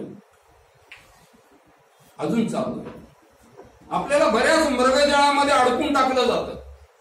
आता 2012 पासून तरुणांना नोकरी भरतीच नाही. आता डिग्र्या घेऊन वन फिरायला लागले. लातूरमध्ये कितीतरी आमचे ओळखीचे इंजिनियर आहेत. 6,000, 8,000, 10,000 मैकेनिकल इंजीनियर, इलेक्ट्रिकल इंजीनियर कहाँ काम कर रहे? स्टेशनरी पर काम कर रहे, कुठल्या दुकानात मुनी म्हणून काम करायचं. काय अवस्था आहे. दरवर्षी तुम्ही तरुणांना लक्षात घ्या, जे क्वालिफाईड तरुण आहेत वेगवेगळ्या पद्धतीच्या ज्ञानशाखेच्या डिग्र्या घेऊन दरवर्षी बाजारात उतरणारे तरुण यांची संख्या 47.5 लाख दरवर्षी क्वालिफाईड. जॉब मागच्या योजनेत म्हणाले होते 2 कोटी लोकांना काम देऊ, गेली ती घोषणा वाया. आताच्या योजनेमध्ये या वर्षाच्या बजेटमध्ये 60 लाख लोकांना काम देऊ असं म्हटलं. म्हणजे दरवर्षी फक्त 12 लाख आणि दरवर्षी 47 लाख तर नवे क्वालिफाईड तरुण बाजारात येतात. तुम्ही एमपीसीला बसता काहीतरी, तुम्ही त्याची आकडेवारी काढली 2015-16 पासून ते 2020-21 पर्यंत एमपीसीला 75,65,142 विद्यार्थी बसले. 75,65,142 पास झाले 27,840. रिझल्टचं टक्केवारी किती आहे? 0.4 ते 0.80. 1% सुद्धा नाही आतापर्यंतच्या रिझल्ट. 21 मार्च 2021 ला जी एमपीएससीची परीक्षा झाली त्या परीक्षेमध्ये 2,61,800 विद्यार्थी बसले परीक्षेला. 205 झाले. म्हणजे किती उरले? 2,61,800 बसले, 200 गेले, 205 झाले. उरले किती सांगा ना? 2,61,600. मग ही स्थिती आहे. ज्योतिबाचं म्हणणं काय होतं? आणि ही नोकरशाही सुद्धा आपला एक नंबर 1चा शत्रू आहे. या सगळ्या शत्रूच्या विरोधात जनमत जागृत असलं पाहिजे. ज्योतिबांचं ते म्हणणं होतं की आपण जागण्याची भूमिका पार पाडली पाहिजे. समाजामध्ये एक प्रकारची जागरूकता तरुण पिढीमध्ये असली पाहिजे. कारण तरुण पिढी चेंज कंपोनंट आहे. बदल कोण घडवणार? या देशामध्ये तुमचं जे अस्तित्व आहे 40% तुम्ही देशाच्या लोकसंख्येमध्ये आहात. 40%. 18 ते 35 वयोगटातले 40% युथ या देशाच्या लोकसंख्येचा अविभाज्य घटक. आणि एवढी मोठी लोकसंख्या ही फक्त बघणाराची असेल, ते ऍक्टिव्ह पार्टिसिपेटरी जनरेशन बनत नसेल. ज्योतिबाचं म्हणणं होतं की ही जनता पार्टिसिपेटरी जनता बनली पाहिजे, सहभागी झालेली जनता बनली पाहिजे. समाजामध्ये जे बरं वाईट होतं त्याच्यावर प्रहार करणारी जनता असली पाहिजे. जे वाईट झालं ते वाईट आहे हे वारंवार लोकांना सांगितलं पाहिजे. अशी भूमिका ज्योतिबांनी प्रत्येक वेळेस हे केली. कधी परवा केली. ज्योतिबा कधी डगमगले नाही. कुठलंही सत्य सांगायला कुणाचीही भीती त्यांनी मनामध्ये बाळगली नाही. कारण ते सत्याचे नम्र उपासक होते. तरुणांना ते पुन्हा पुन्हा सांगत होते की दैवावर देवावर विश्वास ठेवून बसू नका. तुमचं नशीब तुम्ही घडवू शकता. तुमच्या जीवनाचं दाग तुम्हाला स्वतःला उघडावं लागेल आणि तुमच्या कर्तबगारीवर तुमच्या कष्टानंच तुमच्या जीवनाचं भाग्य हे उदयाला येणार. ही भूमिका त्यांनी वारंवार सांगितली. तर अशा पद्धतीनं ही जी व्याख्यानमाला आहे, ही व्याख्यानमाला खऱ्या अर्थानं तरुणांचं प्रबोधन करणारी, तुमच्यातली मरगळ घालवण्यासाठी, ही जी मरगळ आहे, लावलं मोबाईल की बस मग दुनिया कुणीकडे चालली त्याचा काही मला गंध नाही, त्याचा काही मला विचार. हम और हमारा मोबाईल, हमारा फेसबुक, हमारा युट्यूब. आता कुलगुरूला कदाचित तुमची पिढी असं निवेदन देईल की आता आमच्या कवळ्या बोटाने किती दिवस राहते, आमची आता अशी परीक्षा घेऊ नका, आमची बघण्याची परीक्षा, आणि आम्ही काहीही बघू शकतो, वाईटातलं वाईटही बघू शकतो, त्याची परीक्षा द्या अशी म्हणण्याची. मला असं वाटतं आज ज्योतिबांचं, बाबासाहेब आंबेडकरांचं, शाहू महाराजांचं स्मरण करून आपल्याला पुन्हा एकदा शपथ घ्यावी लागेल. ज्योतिबांनी एक पत्रक प्रसिद्ध केलं होतं. कुठल्या हिंदू वर्तमानपत्रात ते प्रसिद्ध झालं नाही. काय होतं पत्रक? ते पत्रक असं होतं की जो कोणी नीतीने सत्याने वागतो तो कोणत्याही जातीचा माणूस असो, त्या जातीच्या माणसाबरोबर मी मिळून जेवण करायला तयार आहे. पण हे पत्र कुठल्याही हिंदू पेपरनी छापलं नाही. ख्रिस्ती पेपर होतं, एक मासिक होतं, त्यांनी ते छापली. पण ज्योतिबाने तयारी दाखवती की कोणाबरोबरही फक्त नीतीनं सत्यानं वागणारा माणूस असावा, तो कोणत्याही जातीचा असो, त्याच्याबरोबर मी जेवण प्रपंच करायला तयार आहे. आपल्या लक्षात येईल की त्यावेळेच्या प्रस्थापित व्यवस्थेने अगदी बाबासाहेब आंबेडकरांची पेपर प्रसिद्ध करण्याची बातमी टिळकांनी सुद्धा प्रसिद्ध केली नव्हती, दिली नाही बातमी त्यांनी. तर ही अशी प्रस्थापित व्यवस्था आहे आणि या प्रस्थापित व्यवस्थेच्या विरुद्ध ज्योतिबांच्या सारखं असं खंबीरपणे उभं राहावं लागतं. तुम्हाला तुमच्यासारखी ही व्यवस्था अनुकूल व्हावी असं वाटत असेल तर ज्योतिबा काळजीपूर्वक वाचला पाहिजे. धनंजय कीरांनी ज्योतिबांचं चरित्र लिहिलं. धनंजय कीर मॅट्रिक पास माणूस, कॉलेजची पायरी चढला नाही, पण भारतातला सर्वोत्कृष्ट चरित्रकार धनंजय कीर आहे. इंग्रजीमध्ये त्यांनी काही पुस्तकं लिहिली, मराठीमध्ये काही पुस्तकं लिहिली. मुंबई महापालिकेत कारकुनी करणारा हा माणूस, पण त्याच्यासारखा चरित्रकार आपल्या भारतात झाला नाही. म्हणजे आपल्या लक्षात येईल की आपण काय शिकलो यापेक्षा आपण काय केलं याला जास्त महत्व आहे. तो मॅट्रिक पास असलेला माणूस, पण त्यांनी एवढी साधना केली, एवढा अभ्यास केला, एवढं मंथन केलं, एवढं संशोधन केलं की त्या संशोधनाच्या आधारे बाबासाहेब आंबेडकरांचं चरित्र लिहिलं, त्यांनी फुल्यांचं चरित्र लिहिलं, टिळकांचं चरित्र लिहिलं आणि त्या चरित्राच्या माध्यमातून त्यांनी खऱ्या अर्थानं या महापुरुषांच्या सर्वांगीण जीवनावर प्रकाश टाकला. अहो ज्योतिबांचं स्वतःचं व्यक्तिमत्व स्वतः विठ्ठलरामजी शिंदेना एवढं प्रभावी ठरलं की विठ्ठलरामजी शिंदेनी ज्योतिबांच्यावर केलेलं काव्य. आता महर्षी शिंदेची प्रतिभा एवढी जबरदस्त होती की काँग्रेसच्या अजेंड्यावर पहिल्यांदा अस्पृश्यता निवारणाचा मुद्दा जर कुणी मांडला असेल तो विठ्ठलरामजी शिंदेनी मांडला, बाकी कुणी मांडला नाही. विठ्ठलरामजी शिंदेनी सांगितलं की काँग्रेसच्या जाहीरनाम्यामध्ये आणि अजेंड्यावर अस्पृश्यता निवारणाचा मुद्दा आला पाहिजे. ते विठ्ठलरामजी शिंदे ज्योतिबा फुल्यांना कसं मानतात? ज्योतिबा फुल्यांच्या बद्दल ते म्हणतात सत्याचा पालनवाला हा धन्य ज्योतिबा, सत्याचा पालनवाला हा धन्य ज्योतिबा झाला, पतितांचा पालनवाला हा धन्य महात्मा, पतितांचा पावनवाला हा धन्य महात्मा झाला. जन्माचा मालाकार, फुलांच्या माळा करणार, जन्माचा मालाकार, कर्माची खडी तलवार, कर्माची खडी तलवार, जनतेचा जागा शेर, त्या समान कोण तो बोला, हा धन्य महात्मा झाला. सत्याचा पालनवाला हा धन्य ज्योतिबा झाला. धन्य धन्य ज्योती फुलारी, धन्य धन्य ज्योती फुलारी, शाब्दिकांशी झाला भारी, दीन दुबळ्यांचा कैवारी, किती सांगू त्याच्या लीला, हा धन्य महात्मा झाला, हा धन्य ज्योतिबा झाला. पतितांचा पालनवाला हा धन्य महात्मा झाला. कुणी शिकून शहाणे ठरले, कुणी विकून पुढारी बनले, कुणी भिकून महात्मे झाले, पण सरला सेवक विरळा, महाराष्ट्र सुधारक आगळा. धन्य ज्योतिबा झाला हा धन्य महात्मा झाला, पतित पालनवाला हा धन्य महात्मा झाला. महर्षी विठ्ठलरामजी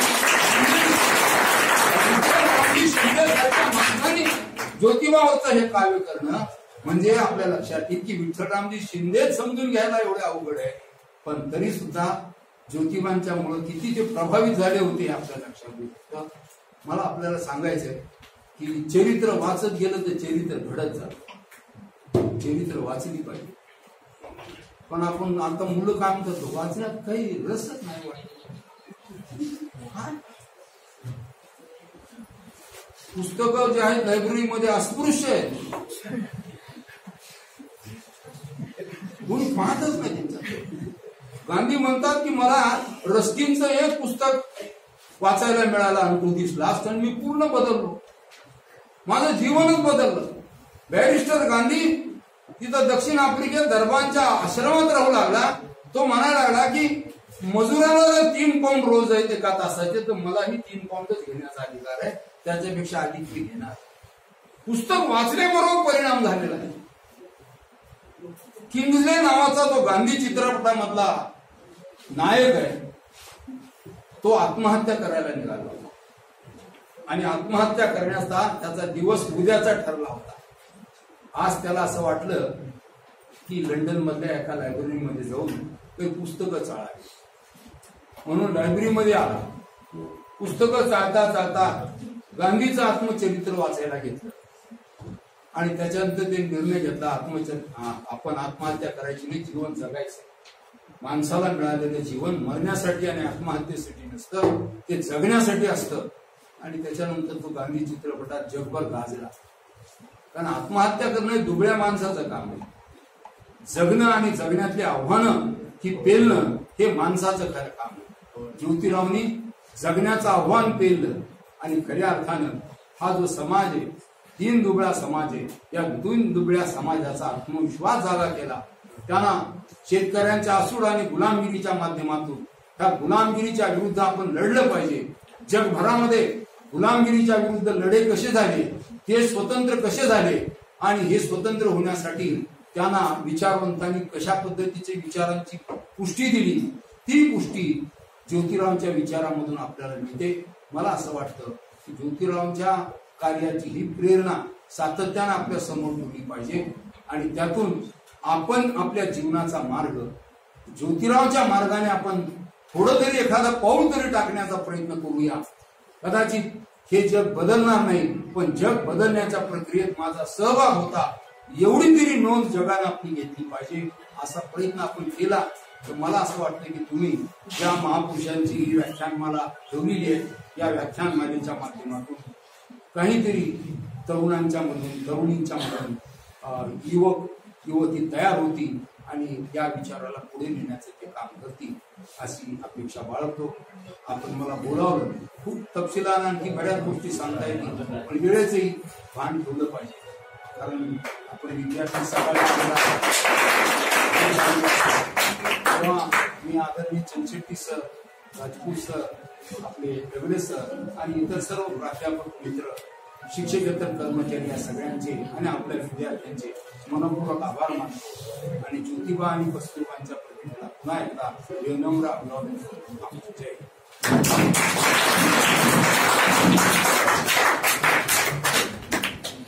धन्यवाद सर. ज्योतिबाचं संपूर्ण चरित्र हे आमच्या समोर आपण या ठिकाणी उभारलं. मी या कार्यक्रमाचे अध्यक्ष आपल्या महाविद्यालयाचे प्राचार्य डॉक्टर उमाकांत चेनशेट्टी सरांना विनंती करतो की त्यांनी अध्यक्ष मनोगत या ठिकाणी.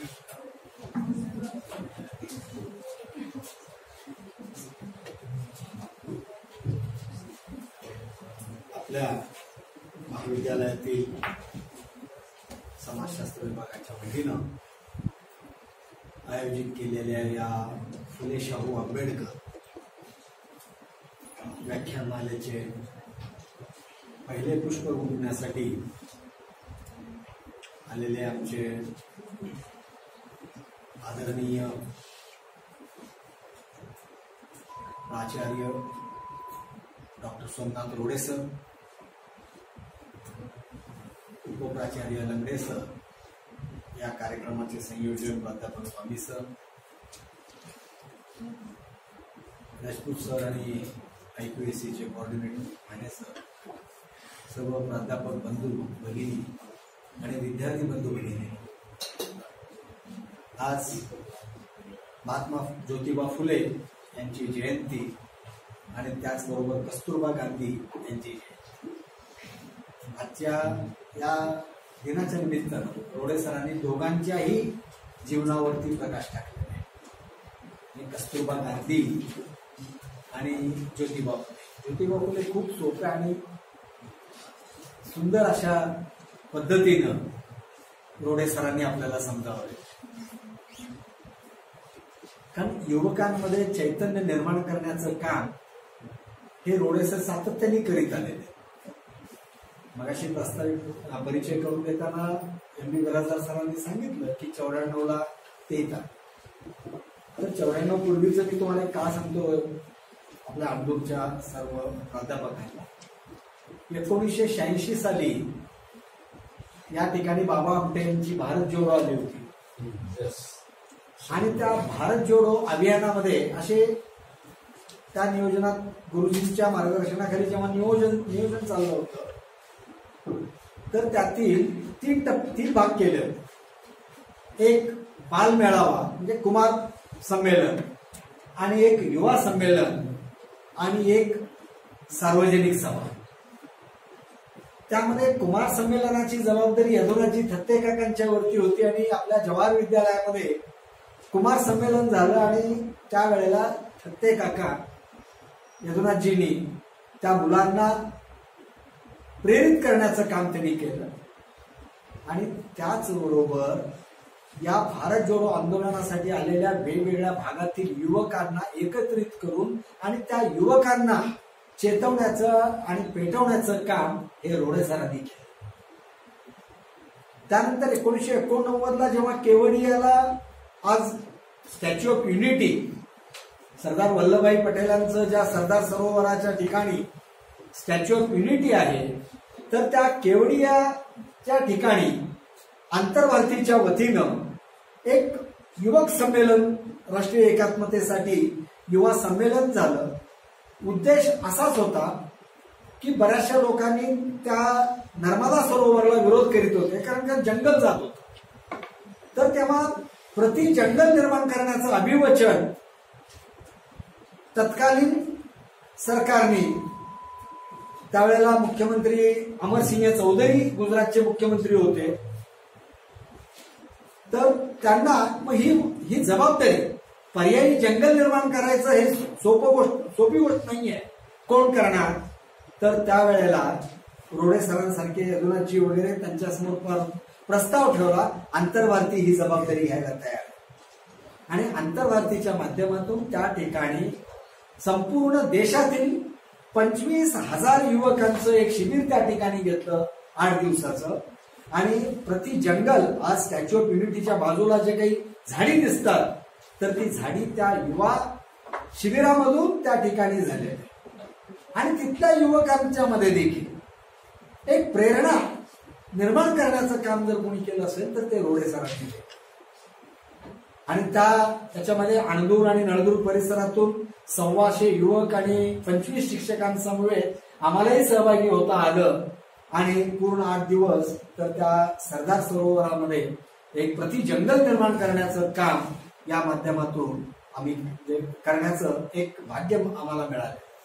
तर तेव्हा अशा पद्धतीचे हे वक्ते आज मुद्दामून बोलावलेलं होतं की फुल्यांच्या वरती, कारण फक्त जयंती आणि पुण्यतिथीलाच आपण स्मरण करून त्यांच्या प्रतिमेला अभिवादन करून जयंती आणि पुण्यतिथी साजरी होत नाहीये. तर तो विचार करण्याचं जे काही काम आहे, हे विचार करण्याचं काम गुरुजींनी जी एक वसा जो चालू ठेवलेला आहे, तर तो वसा आपल्याला पुढे घेऊन जायचा आहे.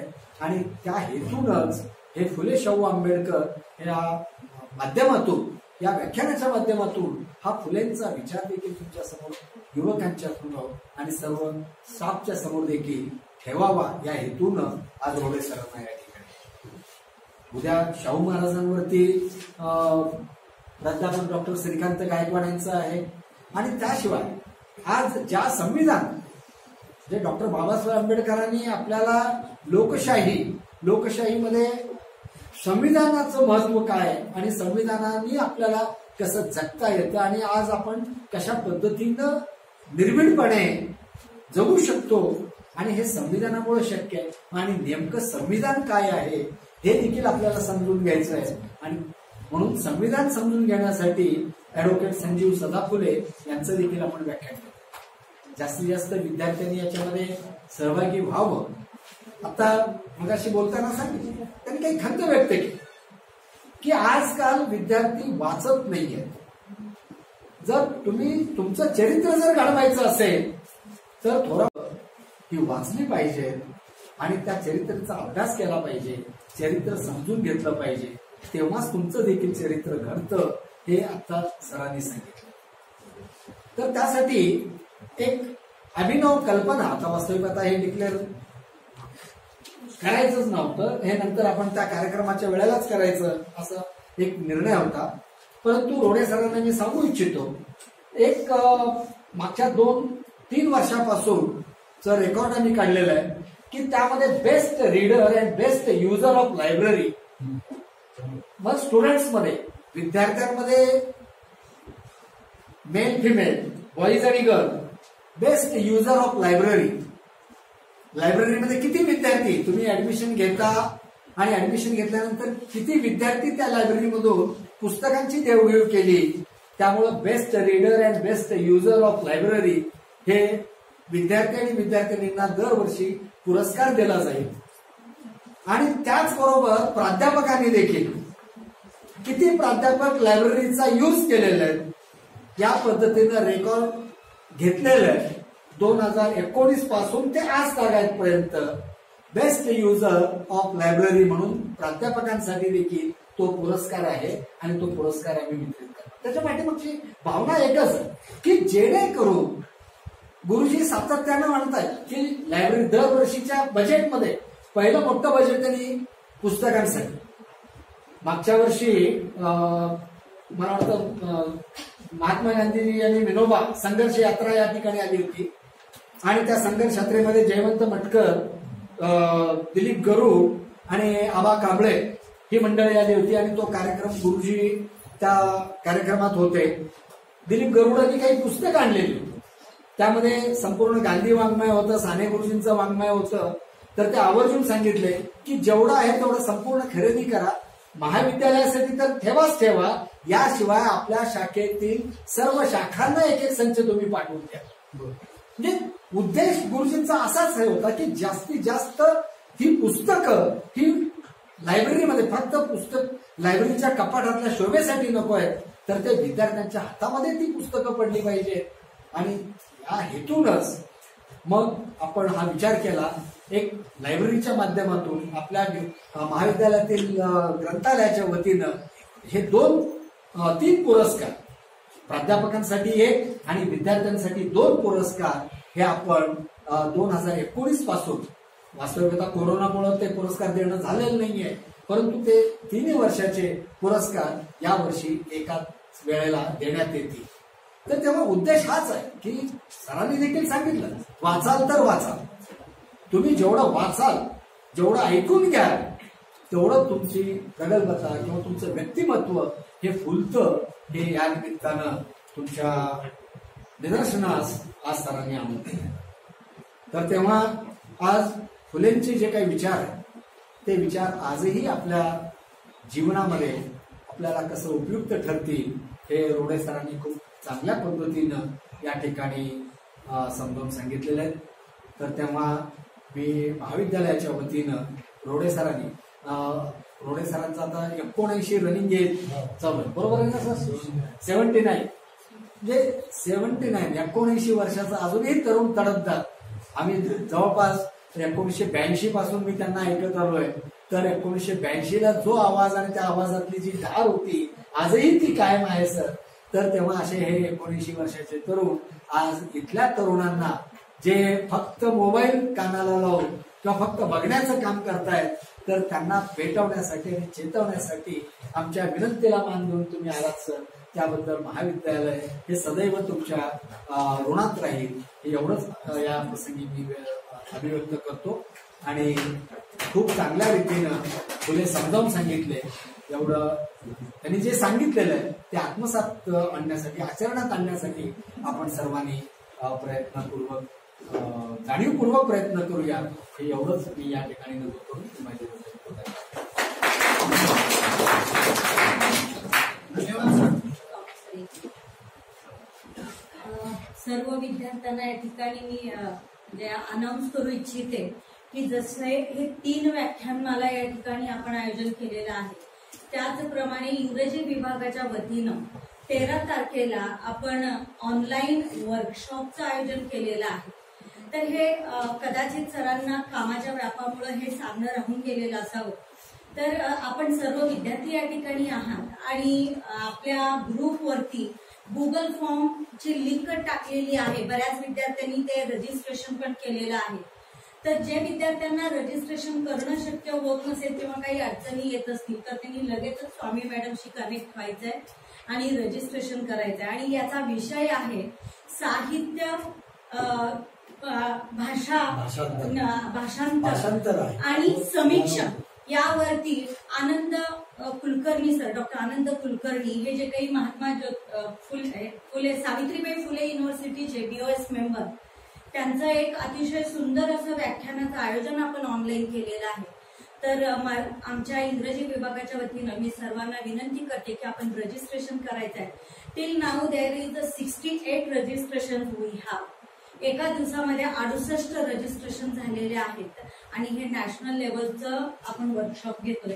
त्याचे सर्टिफिकेट्स तुम्हाला फीडबॅक लिंक नंतर मिळतील, याची नोंद घ्यायची. थँक्यू. धन्यवाद. आजच्या कार्यक्रमाचे आभार प्रदर्शन करण्यासाठी प्राध्यापक डॉक्टर अंकुश कदम सरांना विनंती करतो की त्यांनी या कार्यक्रमाचा आभार प्रदर्शन.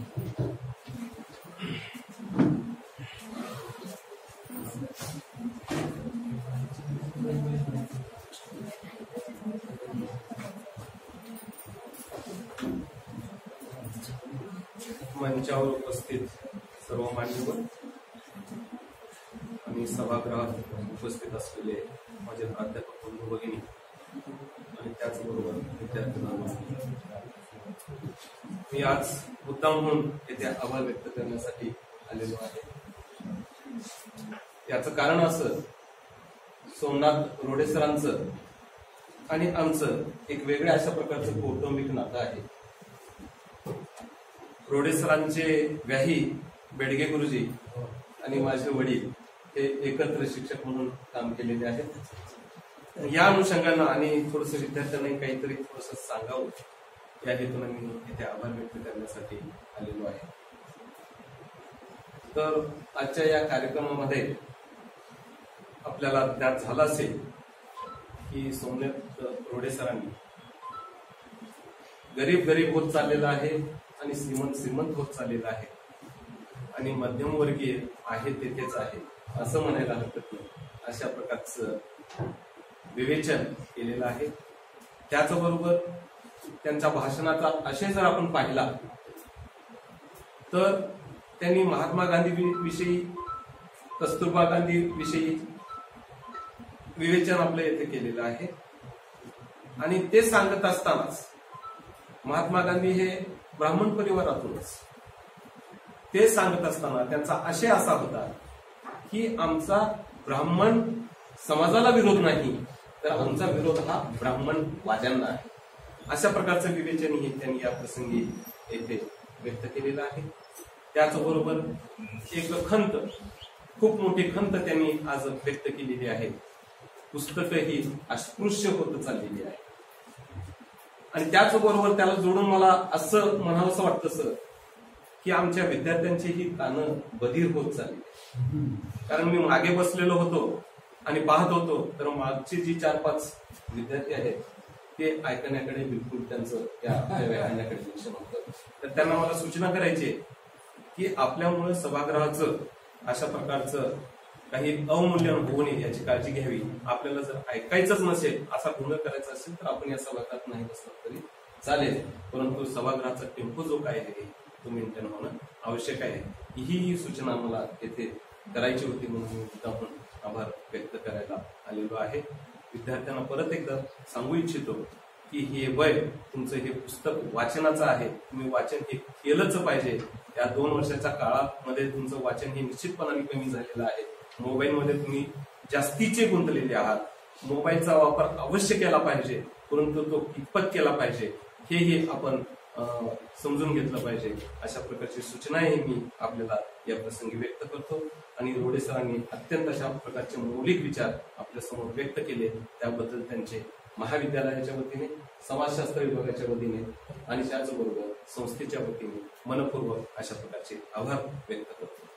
त्याचबरोबर आपल्या महाविद्यालयाचे प्राचार्य जे की नेहमीच आम्ही त्यांना उपक्रमशील प्राचार्य म्हणून ओळखतो, तर ते नेहमीच विद्यार्थ्यांच्या, प्राध्यापकांच्या हिताचा विचार करतात आणि अशा प्रकारचे मौलिक विचार आपल्यापर्यंत पोहोचवावे अशा प्रकारची भावना त्यांची असते.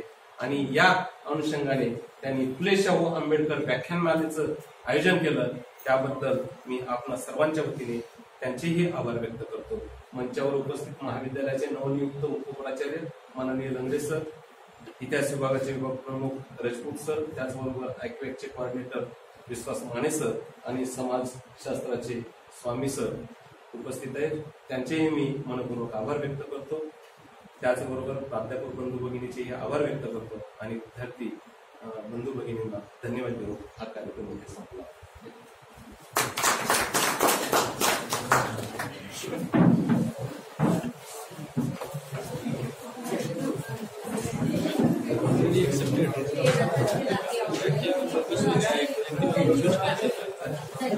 सगळ्यांनी